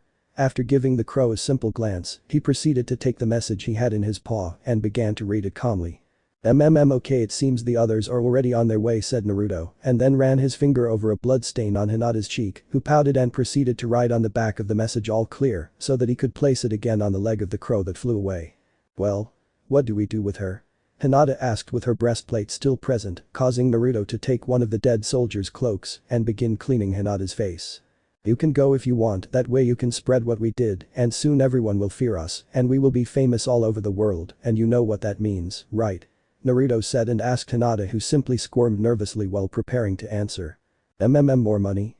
Hinata replied with another question, causing Naruto to wrap his small arm around Hinata's small shoulder and then extend his hand towards the starry sky. That's right Hinata, more money, more power, more comfort, more freedom, but above all things they will fear us more, and it is there where our life purpose will reach the pinnacle of our existence, to have the world in the palm of our hands and rise above any race or kingdom in the world, said Naruto with his smile becoming more and more macabre and twisted with each word he said, and with it the face of a certain blonde contorted into a face of pure fear as she heard and understood the words of the boy in front of her. To see Lux for the last time with those blue eyes that he would never forget for the rest of his life. Present. Vi honey, the voice of a certain blonde was heard behind a surprised Vi, who quickly turned around with Caitlyn and the guard, who could only see a 20-year-old man like Vi, a muscular build quite compact and marked for an inmate who was given the minimum ration of food every day. Caitlyn also noticed the tribal tattoos he had on his left arm, as well as the height that was approximately a head taller than Vi herself. However, a look from Naruto along with a leaky smile from Naruto made her come out of her observation, making the blue-haired girl blush a little for being caught watching for too long. NT. This is here so you don't have to go to the previous chapter and possibly watch an ad. Then Naruto, it's you, said Vi as he approached Naruto, and as gently as he could, he caressed the blonde's face with his hands, somewhat calloused from hitting the wall of his cell. Yes, it's me, Naruto replied, and then took Vi by the cheeks and brought her face closer to the pink-haired girl, thus planting a chaste kiss with tongue that Vi did not reject at all, and instead surrounded Naruto's neck to deepen the kiss. This seemed to incite Naruto to take the pink-haired girl by the thighs and lift her until she was at the same height as him. However, a fake clearing of the throat made Naruto and Vi stop their little session of passionate kisses to turn to see a red Caitlyn, who looked away with her eyes closed. Silence fell over the place while Naruto simply watched a blue-haired girl who continued with her small blush on her face. However, the silence vanished when one of the motionless guards who were in charge of watching the place fell face down on the ground, causing a dry thud that came with a couple of echoes. Finally, Naruto turned his gaze in the direction of Vi and with a flirtatious smile asked, "Your girlfriend?" Naruto joked with amusement, to which Vi quickly imitated Naruto's sly smile and then responded. "Who knows? It could be, in fact, it wouldn't be a bad idea," said Vi mockingly as she looked at Caitlyn's well-developed body, which she could only cover up as she felt how she was being undressed with her eyes. This earned her an amused look from Naruto. "Oh? You've become bolder, Vi," Naruto said with amusement, to which Vi smiled boldly and then responded. "Well, as prisoners say, prison changes people," Vi replied, then approached Naruto's ear and whispered, "I can tell it wasn't any different with you," she whispered into Naruto's ear, who didn't drop his smile for a moment. You're absolutely right, what if we get lost and make up for all the lost time, Naruto suggested in a rather hoarse voice, as he ran his hands up Vi's somewhat toned thighs, who could only smile flirtatiously with a smile on her face. However, their conversation had to come to an end for the second time, thanks to a certain blue-haired girl who was clearly annoyed at being ignored. Can we focus on what we came to do? Caitlin asked, already quite exasperated, drawing the attention of Naruto and Vi, who only gave her a slight glance, while Naruto released Vi and simply sighed. After helping that bitter girl over there, you can tell that ass is starving, Naruto mocked one last time, causing a vein and a blush to appear on Caitlin's face. Excuse me? What did you say? Caitlin complained angrily, however Naruto ignored her completely and simply started walking towards the exit with Vi. Well, let's go, anything to get out of this shithole. The food is horrible, what terrible service, said Naruto as he walked to the exit, followed by a quiet Vi. And wait for me, said Caitlin, who started running after the two as they left behind the guard, who looked around at the guards, wondering if they were dead or just knocked out. Sighing, the guards simply proceeded to check their pulses while leaving Caitlin to take care of the prisoners from here. Scene break. Boring, oh look what we have here. More boring things were the moans of a blue-haired girl while reading the book she had stolen in the attack a few days ago. Alright, here we go, it's all about these runes, it's supposed to form some sort of magical gateway to the realm of creeps or something, the light blue-haired girl, now calling herself Jinx, tried to explain to some dolls that looked creepily like her former friends who were sitting on a couch. This in itself was already a clear sign of madness, and yet every single person who knew the light blue-haired girl just let her be. Maybe it wasn't like they got along very well with the 17-year-old girl. And this is what turns it on, Jinx explained again, taking out a small neon blue sphere and then placing it in a poorly made machine. Once the sphere was placed, some pipes that were connected to different places in the machine began to light up, implying that the machine seemed to work in some way. Then the runes carved on metal plates also began to light up, while gradually the vibrations of the plates increased with the intensification of the lighting on them. Okay, here we go, Jinx said with amusement combined with some nervousness, and from one moment to the next, Jinx began to turn a kind of rotor on the side of the improvised machine that began to vibrate tremendously until it reached a point where the machine could not bucking withstand the frequency of energy emitted by the sphere, causing it to release a small shock wave that pushed the light blue-haired girl, who now had a face of total terror as she remembered her last job that caused the death of her two friends. However, the machine stopped working and simply stayed there, emitting a small trail of smoke, leaving around it a mist of energy particles that slowly faded away. For a moment, Jinx simply settled for staying there, lying on the platform that formed some gigantic propellers that were over an apparent void. However, this commotion did not last long when the memories she had seen in her mind a few moments ago hit her full on, causing the light blue-haired girl to enter a state of panic. That was a bad idea, a very bad idea, Jinx said to herself as she stood up as quickly as she could while repeating to herself several times that it was a bad idea. Without thinking twice, Jinx ran away from the place with fear on her face. Change of scene. Inhale, exhale, buck, nothing better than a good breath of fresh air, said Naruto as he saw how much Piltover had changed. Next to him stood a somewhat serious Vi. He didn't appreciate the view of the City of Progress very much. Honestly, the pink-haired woman always had and will always keep some resentment against Piltover. This was seen by Naruto out of the corner of his eye, who simply decided not to say anything about it. However, the voice of a certain blue-haired vigilante caught the attention of the two fugitives. I heard the bathysphere has a good view, it could be a way to get to know the terrain, Caitlin recommended with some papers in her hands that were possibly tourist guides. However, the blue-haired girl didn't expect a funny Naruto to approach her and put his arm around her shoulders. Wow, how bold of you, you know we just met so we could go on a date so quickly, why not take our time and see if the relationship progresses enough to hold hands, Naruto said mockingly to a blushing Caitlin who tried to uselessly remove Naruto's arm from her, especially since Naruto had only been provided with a small wrinkled t-shirt that did nothing to hide Naruto's well-defined muscles. We're not here to joke around, this is serious, Caitlin said angrily as she stopped resisting and simply stood there with a small blush, causing Naruto to smile foxily. Oh? So you want to go further? Well, it can't be helped, said Naruto, then took Caitlin's delicate hand and guided it towards his steel-hard abs. Immediately the noble vigilante's blush increased to gigantic proportions. What are you doing? Caitlin shouted while she did little to prevent Naruto from continuing to move his hand to caress her abdomen, while they were watched by an amused Vi who simply shook her head. What are you laughing at? He's your boyfriend. Tell him to stay away from me, demanded a red-faced Caitlin, who saw a certain pink-haired girl laughing. What are you talking about? Naruto and I never formalized our relationship, so you could say we're in an open relationship. Oh, and by the way, I don't think going in that badass whatever that thing is a good idea, said Vi as she dropped off a cliff that was behind her. This made Caitlin and Naruto look out over the edge, only to see the pink-haired girl jump across the roofs with great agility.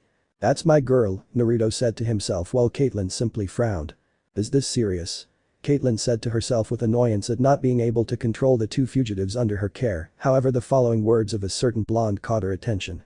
Very well, it seems that we will have to skip holding hands and go directly to physical contact, said Naruto, making Caitlyn look at him curiously, only to feel Naruto take her, as if she weighed nothing, in a bridal style.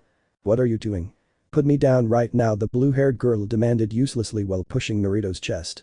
Naruto didn't even flinch at the noble vigilante's efforts and instead walked closer to the cliff, causing him to momentarily stop struggling only to realize what Naruto was planning to do.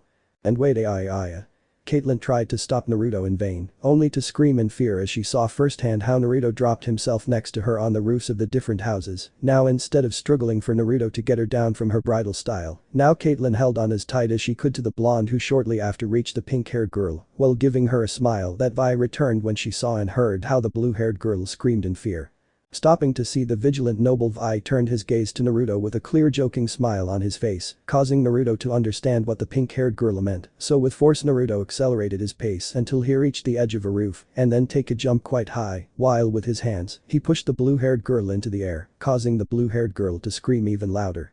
However, before the blue-haired girl fell to a roof and hit herself, Naruto caught her again and then went sliding down a sloping roof and again jump on the edge and enter through an open window, scaring the owners of the house who were still having breakfast. So jumping on the table, Naruto again threw the blue-haired girl into the air and then took the two sandwiches that the owners of the establishment were eating and again catch the blue-haired girl, who now, instead of being in a nuptial pose, now remained hugging the blonde with her legs around his waist and her face hidden in the Naruto's neck. Looking behind him, Naruto threw one of the sandwiches to the pink-haired girl, who kept up with Naruto without any apparent problem. Vi then caught the sandwich while she heard Naruto say, "Enjoy your meal," which Vi didn't hesitate to do and proceeded to eat the sandwich, followed by Naruto, who also ate the sandwich he had stolen, while Caitlyn clung to it like a scared cat. "Fuck, this is life," Naruto said to himself with amusement as he finished eating the sandwich and did a backflip while taking Caitlyn's hands and momentarily detaching her from him, causing Caitlyn to only hold on with her legs. However, the blue-haired girl only kept seeing the blonde's funny face, while the last rays of the sun illuminated the two in a scene worth remembering. 7 minutes later. Landing in an alley, Naruto and Vi finished their journey without even showing a bit of agitation at the complicated route they had taken. Well, that was for the normal people who belonged to Piltover, since in the dirty streets of Zaun, there were people who could do at least half of what they had done. But let's stop the technicalities and return to the alley, where a blonde man and a pink-haired woman saw a trembling Caitlyn who was still clinging to Naruto, without realizing that he had both of his hands on the blue-haired woman's buttocks. "So? How do you feel?" the pink one asked curiously, making Naruto put on a thoughtful face and then giving him a few test squeezes. "I must admit you have some very soft ones here," said Naruto, really Naruto measuring the level of elasticity they had. "Let's see," Vi asked, getting closer while Naruto released one of her buttocks and was then taken by Vi, who also gave the shocked Caitlyn another squeeze. Caitlyn was finally able to process what they were doing to her body. With a push, Caitlyn separated from Naruto and Vi, who simply looked at her with flat faces. "What do you think you're doing? Perverts?" Caitlyn shouted as she covered her butt with both hands to prevent them from being taken by these Highschool predators in any way. However, before either of them could say anything, an arm circled around Vi, causing her to put on a serious face as she turned her gaze slightly to see a man in a red jacket. "Oh? What duty do we have here?" said the man with amusement as two other men stood next to Naruto, while one of them placed a knife to the blonde's neck, who the entire time simply stood there with a flat look. "Nice jacket," said Vi, slightly looking at her perpetrator's jacket. However, Naruto could only sigh at seeing the clothes of his two perpetrators. "I can't say the same about mine. Where did you get those rags?" Naruto asked calmly, causing the two men to frown and with a quick movement, try to cut Naruto's jugular. However, from one moment to the next, the sound of bones breaking was heard, causing a shiver down Caitlyn's spine, who now saw how the arm of the one who had the knife now looked like a pretzel. "Oops, sorry Tlin, you should close your eyes. This isn't going to be nice to watch," Naruto said to a shocked Caitlyn, who only managed to follow the suggestion and close her eyes, only listening to the bones breaking and the muffled moans of the victims, moans that only lasted about 40 seconds. Opening her eyes, the blue-haired now saw how our blonde protagonist finished throwing a body into the garbage can and then threw the red jacket to a calm Vi, who simply put on the jacket. "Okay, let's go," Naruto said as he started walking. However, Vi stopped him and started scanning Caitlyn. "We have to get him some clothes," Vi said to Naruto, who also nodded and proceeded to look around until he saw one of the companions of the idiots who tried to be clever. "You're right," was the only thing Naruto said while he had a half smile, causing fear in the woman who accompanied the unfortunate men who were now lying in that garbage container. 3 minutes later. The trio was leaving the dirty and disgusting alley in their new outfits. "NT. I guess you already know what they look like, but I'll put an image just to give you some context. But going, I'm really hungry," said Vi next to Naruto, who nodded at what was said. 10 minutes later. "Shit, I miss this food so much," said an ecstatic Vi while eating a dish that at first glance seemed to be pieces of meat in the shape of blue-green caterpillars in a soup. However, the pink-haired girl ate them with such eagerness that you would doubt if the dish was good or not. On the other hand, Naruto was finishing eating a chicken thigh that was too big and then took a jar of beer and proceeded to take a big gulp. "Ay, how delicious," Naruto said with satisfaction as he passed a beer mug to the pink one, who also took a sip. "Well?" Caitlyn asked with some exasperation, drawing the attention of the two, who simply looked at her for a moment and then swallowed the food in their mouths and looked at each other in a silent conversation until Naruto nodded and stood up from his stool and then approached Caitlyn, who simply looked at him with confusion. "What are you going to do?" Caitlyn asked before Naruto's now confused look, who simply said. "Well, you're paying for the food, so the normal thing would be to slack off," Naruto said to the confused Caitlyn, who finally understood what he meant. No, I'm not talking about that, I'm talking about when we're going to investigate the Silco traces," Caitlyn said, taking a step back with her now almost permanent blush on her face. "Silco? Why do you want to look for clues about him? I thought you already knew about all the things he did." Naruto said in disbelief at Caitlyn's request, who raised an eyebrow at the information Naruto gave. "And what exactly is he involved in?" Caitlyn asked Naruto, who remained silent for a moment until he burst out laughing. "BFFFF, it can't be you guys really don't know anything about this?" Naruto asked with amusement, causing Caitlyn to frown. "How do you expect us to know about this matter if this has only been going on for a few days now?" "Oh my god, look Kate, this hasn't even started a few days ago. What that scrotum face has been doing has been going on for over 4 years," Naruto said, causing Caitlyn's eyes to open to gigantic proportions. "But what? It's been a long time, how do you know all that?" Caitlyn asked curiously. "Oh well, 4 years ago he had hired me to be his bodyguard and to get rid of some problems," said Naruto, causing Vi to stop what he was doing, and with blood in his eyes, he grabbed Naruto by the neck and pressed him against the wall of the restaurant, drawing the attention of some passers-by. "Naruto, you better hope the next words you say are right. Did you work for Silco?" Vi asked with anger in her eyes at an impassive Naruto, who simply looked at the pink-haired girl. "Yes," Naruto replied without blinking, causing a twitch in Vi's hand. "You knew I wanted Vander dead," said Vi as she looked down, however Naruto placed his hand on the side of Vi's face, making her look up. "I didn't know that bastard wanted to kill Vander. If I had known, I would have broken the son of a bitch's neck a long time ago. Why do you think I tried to help them get Vander out of there?" Naruto finished, while Vi loosened his grip on Naruto's neck and nodded in understanding.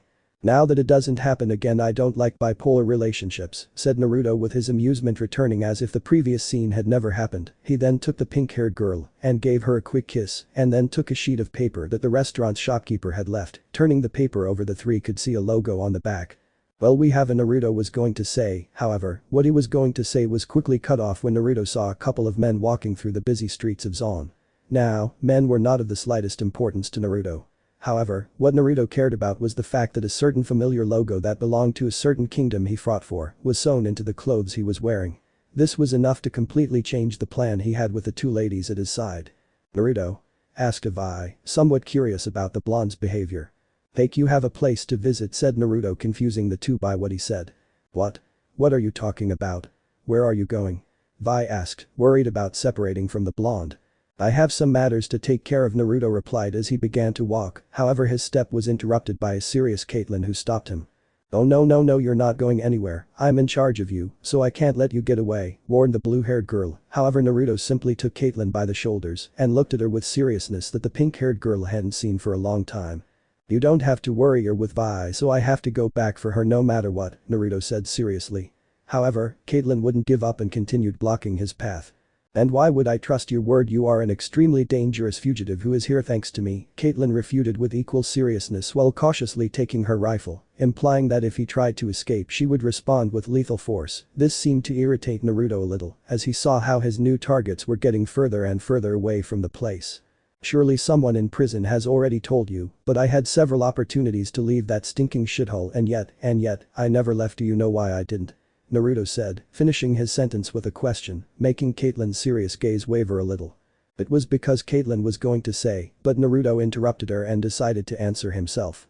Because I was looking for Vi, I wasn't going to leave the place and leave her there, so every time I left my cell, I looked for her. However, even for me, it wasn't easy to search among 40 floors, with around 5,000 inmates on each floor. Now tell me, do you still think I would leave without her? Naruto finished saying to a serious Caitlyn who looked at him straight in the eyes, until she finally sighed in annoyance and stepped aside. After all, nothing she had planned had gone well since she got the two out of prison. Nodding to the blue-haired girl, Naruto started walking again, leaving behind a surprised Vi. He didn't think that Naruto had done all that for her. This was something that the pink-haired girl would really appreciate, so this time she would let Naruto solve his own problems, and she would thank him later. So, turning in the opposite direction, the two girls set off in search of information. Change of scene. The streets of Zon were rarely empty or sparsely crowded if we're talking about the main roads. However, a pair of men walked calmly through the busy streets of Zon, blissfully unaware of the blonde with a serious expression following them at a safe distance. This continued for a couple of moments until suddenly the pair of men deviated from the path to an alley, causing Naruto's frown to deepen, and he said the following words to himself. How cliché, Naruto said to himself, knowing what these two idiots were playing at. After all, straying from the path only meant one of two things. The first was that they were involved in something shady, or that they had noticed his presence, which Naruto wouldn't care about. So, turning down the same alley, Naruto ran into the two men who were waiting for him with a smile. Well, what do we have here? You know you're not very good at following people, said the first of the two men, who had a dark-skinned complexion, quite muscular and with a noticeable boldness. The second was one that Naruto could certainly say was his twin brother. After all, they were the same. In fact, I wasn't even trying. I'm surprised it took them so long to realize. It's clear that Noxus's forces have declined to the point of filth, Naruto said mockingly, provoking the brothers, who frowned. Watch what you say, Brat, you're talking to two brigade non-commissioned officers, warned the first man, causing Naruto to open his eyes slightly, which caused the brothers to smile at the thought that they had intimidated the blonde. Really? I didn't know that pieces of excrement could get so high in the army, Naruto said to himself, making the brothers even more angry. However, in Naruto's mind, he was already plotting the things that were happening. To begin with, if two brigade non-commissioned officers were here, that meant that two Noxus brigades or possibly more were in Piltover, and what that meant was that some important people from Noxus were here. However, Naruto was forced to leave his thoughts when his senses told him to be careful, so following his senses, Naruto leaned back, dodging a battle axe that almost cut off his head. Without wasting time, Naruto fluidly raised his right leg and with a strong kick to the ribs, sent the first man crashing into the alley wall. However, before the first man fell to the ground, Naruto jumped back, dodging another twin axe that this time almost severed his arm. Recovering in the air, Naruto landed effortlessly in front of the second man, while the first was already recovering from the kick that had given him. This is certainly becoming a joke, Naruto said with clear amusement in his voice. What the hell are you laughing at, son of a bitch? The second man asked angrily, making Naruto laugh. This is certainly funny. I mean, seriously, twin axes. It was enough that the two were brothers, what else is missing? That their wives are also twins. Naruto mocked and asked while the two brothers looked at each other slightly to see again the blonde who now had vanished, the smile on his face.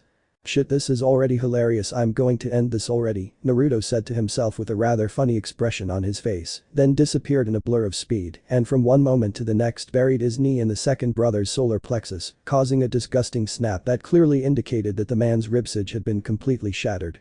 Without letting the first man react to the possible murder of his brother, Naruto quickly took the axe from the man he had just put in mortal danger and, turning 360 degrees, Naruto hit the flat part of the first man in the face, causing another crack and then sending him flying again until he crashed into a garbage container. Moving his knee from the unconscious man under Naruto, he simply sighed at how easy it had been to defeat these filth. This is certainly disappointing. In war this would never have happened, Naruto said to himself, then took the bodies of the two unfortunate men and took them somewhere to interrogate them. 30 minutes later. Slap. The sound of two slaps resounded, followed by two screams of pain at the sudden blow. What happened? Asked a first twin brother as he looked around and laid his eyes on the blonde in front of the two, who were now looking at him angrily. You bastard, what do you want? Asked the first man, making Naruto place a finger on his chin as a sign of thought. Good question, my dear cocksucker. You see, I'm really intrigued to know what the Noxian forces are doing on these sides of the map, and I was hoping you could kindly answer my question, Naruto finished, making the men smile in defiance. And you really think we're going to tell you shit about what you want? The first man challenged, causing Naruto's innocent smile to fade, now replaced by one of intense madness. I was actually hoping she would refuse, Naruto said as he walked away from them in the seemingly abandoned room and returned with a nursing cart containing multiple blunt instruments, sharp objects with a dangerous level of rust, and some rubber duckies. Okay, how about we play doctor? Naruto suggested with a crooked smile on his face as he looked at a folder with some sheets of paper in it. And let's see, for the first patient we have multiple broken ribs. How did he get those injuries? Naruto said, completely ignoring the fact that he himself had caused said breaks. Okay, let's start the operation, Naruto said, then took a chainsaw from under the cart, scaring the hell out of the two men who tried to scream, but before they could say anything, they were gagged with the rubber ducks, silencing them instantly. You know I can't concentrate if they're screaming like crazy, said Naruto, while pulling hard on a grip tied to a rope which caused the machine to roar and the saw to start spinning while throwing out sparks. Now if it's not too much trouble, would you let me work to save your life? Naruto said with clear intentions of doing the opposite as he brought the saw closer to the man who was only moaning in fear. 8 minutes later. I curse the bucking bitch who gave birth to you. Naruto shouted in annoyance upon seeing that his first patient had died. Damn, just when I was going to replace the broken ribs, Naruto haloed again, dropping a piece of metal that looked awfully like metal ribs. Looking at the second person in the room, Naruto could only see tears dripping from the black man. So, approaching the man, Naruto simply took the rubber ducky out of his mouth and proceeded to speak. Are you ready to talk? Naruto asked without losing his maniacal smile, causing the man to just nod while continuing to cry.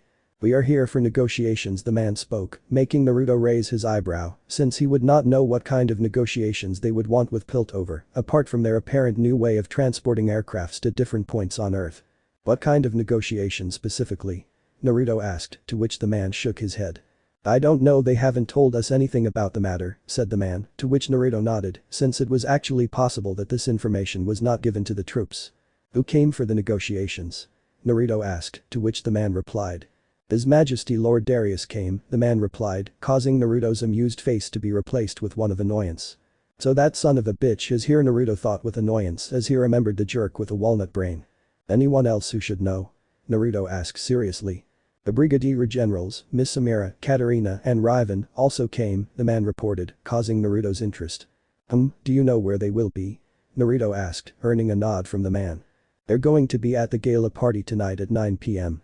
The man replied as Naruto took the winged corpse's hand and saw the clock on it that read 7:45. Very well, you were very helpful, see you later, said Naruto, so that he could forcefully break the man's neck, who simply loosened his entire body.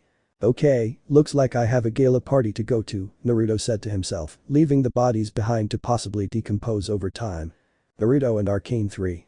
Chapter 3. Sai, letting a sigh escape her lips, carefully adorned with a lipstick, a blonde with straight hair that fell to her back, simply continued to observe the gala party she had been forced to attend as some sort of representative of her country. Why did they have to force me to come here?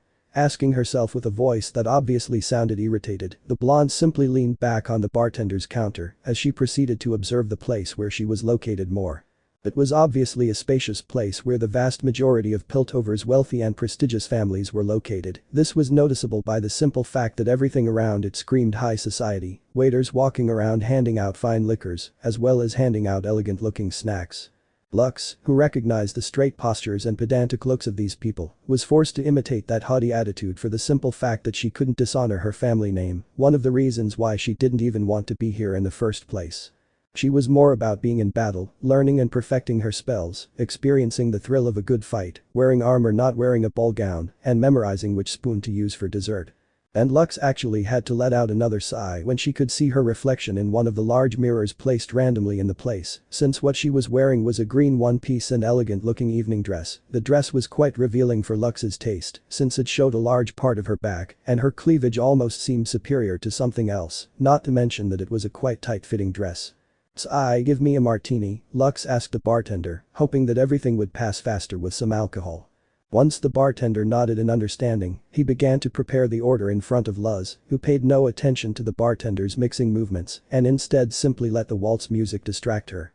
Lux's gaze was distracted as she watched some people who were staying on the sidelines dare to dance on the dance floor. This seemed to bring a smile to the blonde's face, since although she didn't like these overly formal parties, she didn't want to say that she had enjoyed some parties with her army colleagues. And well, dancing was something that Lux liked. Maybe he wasn't very good at it, or at least he wasn't good at these types of elegant dances, but he did know how to defend himself in the matter. "Here you go, madam," the bartender said, taking her out of her thoughts while offering the drink to the blonde, who simply turned her gaze back to the drink and thanked the boy. Taking a tempting sip, Luz quickly felt the alcohol burn her throat, causing the blonde to frown slightly at the strength of the drink. And it wasn't that she didn't drink, on the contrary, she was a pretty hearty drinker, although she didn't usually get drunk often. However, what she drank were beers, therefore, drinking drinks with a high percentage of alcohol was new to her. She had even only asked for the drink because she had heard people ask for it. "You don't seem to like the drink." A sudden voice brought the blonde out of her thoughts, causing her to blink a couple of times until she finally noticed a figure standing next to her. Excuse me?" Lux apologized with confusion and some perplexity since she hadn't even noticed the boy's presence at her side. I noticed you didn't like the drink," the boy repeated once more with a little more emphasis, causing Lux to simply flinch nervously at being discovered by her obvious dislike for the drink. "Oh yeah, well, I'm not used to drinking these types of drinks," Lux responded with some nervousness as she looked more closely at the boy in front of her. He was blonde. In fact, his messy blonde hair was perhaps one of the most vibrant blondes she had ever seen. Although he seemed familiar, he had blue eyes and what appeared to be 3 whisker marks on each cheek, a feature that also seemed curiously familiar to her. "I understand you, I don't dream of taking these types of drinks either," replied the blonde who you obviously know as Naruto. "But I do have some knowledge," he added with a sly smile as he raised his hand in the direction of the waiter, who quickly paid attention to the next order. "Give me a mealy ori," Naruto asked with a calm smile under the attentive gaze of Lux, who took the time to observe the blonde in more detail. Naruto wore an elegant black tuxedo suit, a gray vest underneath with a white shirt, on his collar he had a gala cat, and on the left pocket of his tuxedo, he had an orange flower, his pants were also black, and he had a set of elegant-looking black shoes. "Do you like the party?" Naruto's question once again brought Lux out of her thoughts as she looked once more into the blonde's blue eyes, and as if it were a stitch on her neck warning her of something, Lux once again wondered why she felt like she had already seen this blonde. However, she shook off that thought and proceeded to answer him. "Wow, it's entertaining." Giving an answer vague enough to satisfy a normal person, Lux replied with some hesitation, only to hear Naruto laugh quietly. "Ahaha, you don't know how to lie." Naruto's response made the blonde twitch at being discovered by her obvious lack of deceptive wit. "Calm down, I also think this is crap." Naruto's response left Lux quite surprised since she didn't expect someone from here to speak like that. However, she couldn't say anything else when the bartender arrived with the drink Naruto ordered.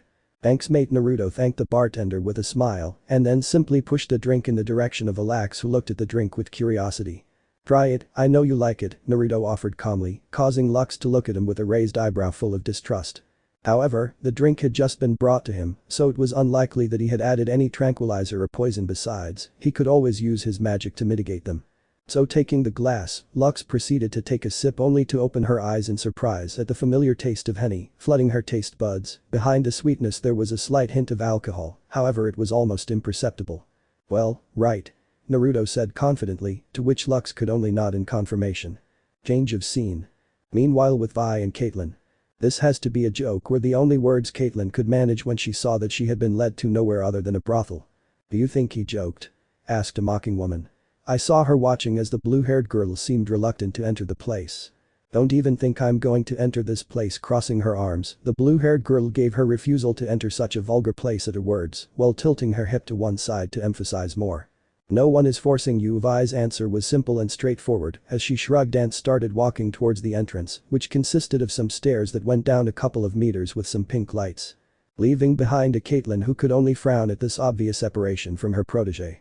Growl. However, letting out a growl of frustration, the guard finally resigned herself to follow the pink-haired girl towards the brothel and hoping at least not to see any couples in action. 40 minutes later. Okay, Caitlyn was actually relieved that she hadn't actually seen anyone having hex, and instead what she found was people socializing. And while the clothes they had were skimpy or quite revealing, these ultimately just lay on the beds or sofas and talked amongst themselves, though in some rooms he could see some starting with less decent activities and soon after closing the curtains to a place where he couldn't see what was happening. On that side, she was also relieved that the people here had enough decency to cover their activities, however without realizing it, and before she knew what the pink-haired girl was talking about, she found herself involved in a rather pleasant conversation with one of the girls there. And he had to admit it was pretty nice, of course, aside from the fact that the place was a brothel and there was probably a couple on the other side having hex, it was actually pretty relaxing, so much so that he didn't even notice the amused look on a certain pink-haired girl's face until it was too late. Cough. "Oh Vi, are you done looking for information?" Caitlyn tried to compose herself as she stood up from the bed and approached a Vi who simply let out a giggle and then started to leave the place. "Let's go, we have a place to go," said Vi as she left the place, leaving behind a Caitlyn who nodded and proceeded to follow her, not without first saying goodbye to her companion. "So, did you have fun?" Vi asked suggestively, causing Caitlyn to blush slightly at the suggestion of disreputable activities. We didn't do any of that, we were just talking, the blue-haired girl refuted while crossing her arms. Yeah, wanting to annoy her, Vi just nodded as if she didn't believe her, causing Caitlyn to turn even redder in embarrassment. However, before they could continue their conversation, they were interrupted by a blonde man they knew very well.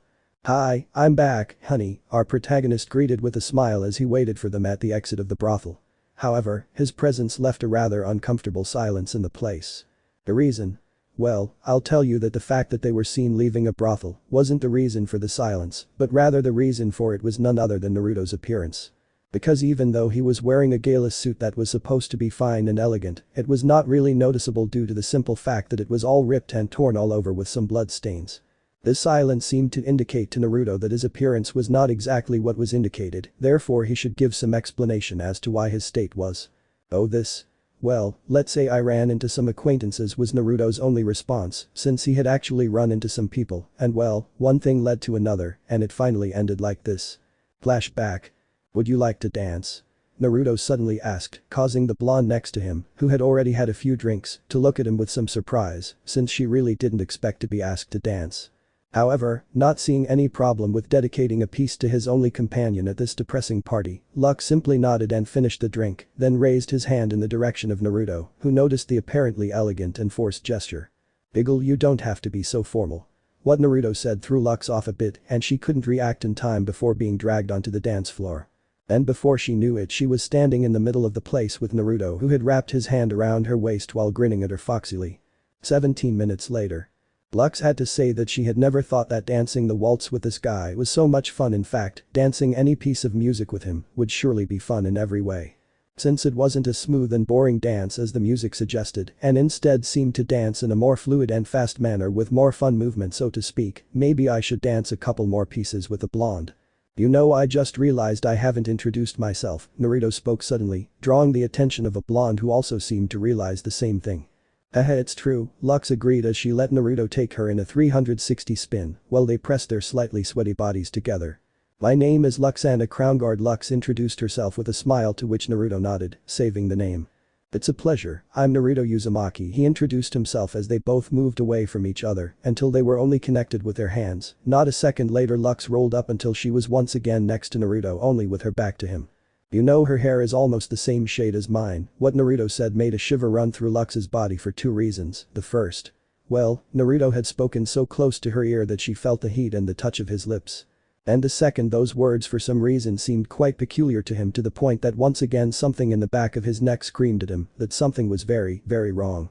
Unraveling from Naruto's embrace to stand in front of him, Lux quickly pressed herself against Naruto's body as he carefully pressed his hand against the blonde's lower back and with his other hand took hold of the blonde's thigh to lift her erotically. And that's when she saw them. Lux could finally see those pair of blue eyes that shone in that peculiar way that she had never forgotten, those eyes that overflowed with madness that had haunted her in every nightmare she had. "Why you?" was the blonde's only word, causing Naruto's smile to widen further. "It's been a while" were Naruto's last words. Let me know in the comments below if you guys want the next part. Also check out my other video that has been shown and left. Thank you for watching. If you enjoyed this video, please like and share this video. And have a fantastic day. Bye.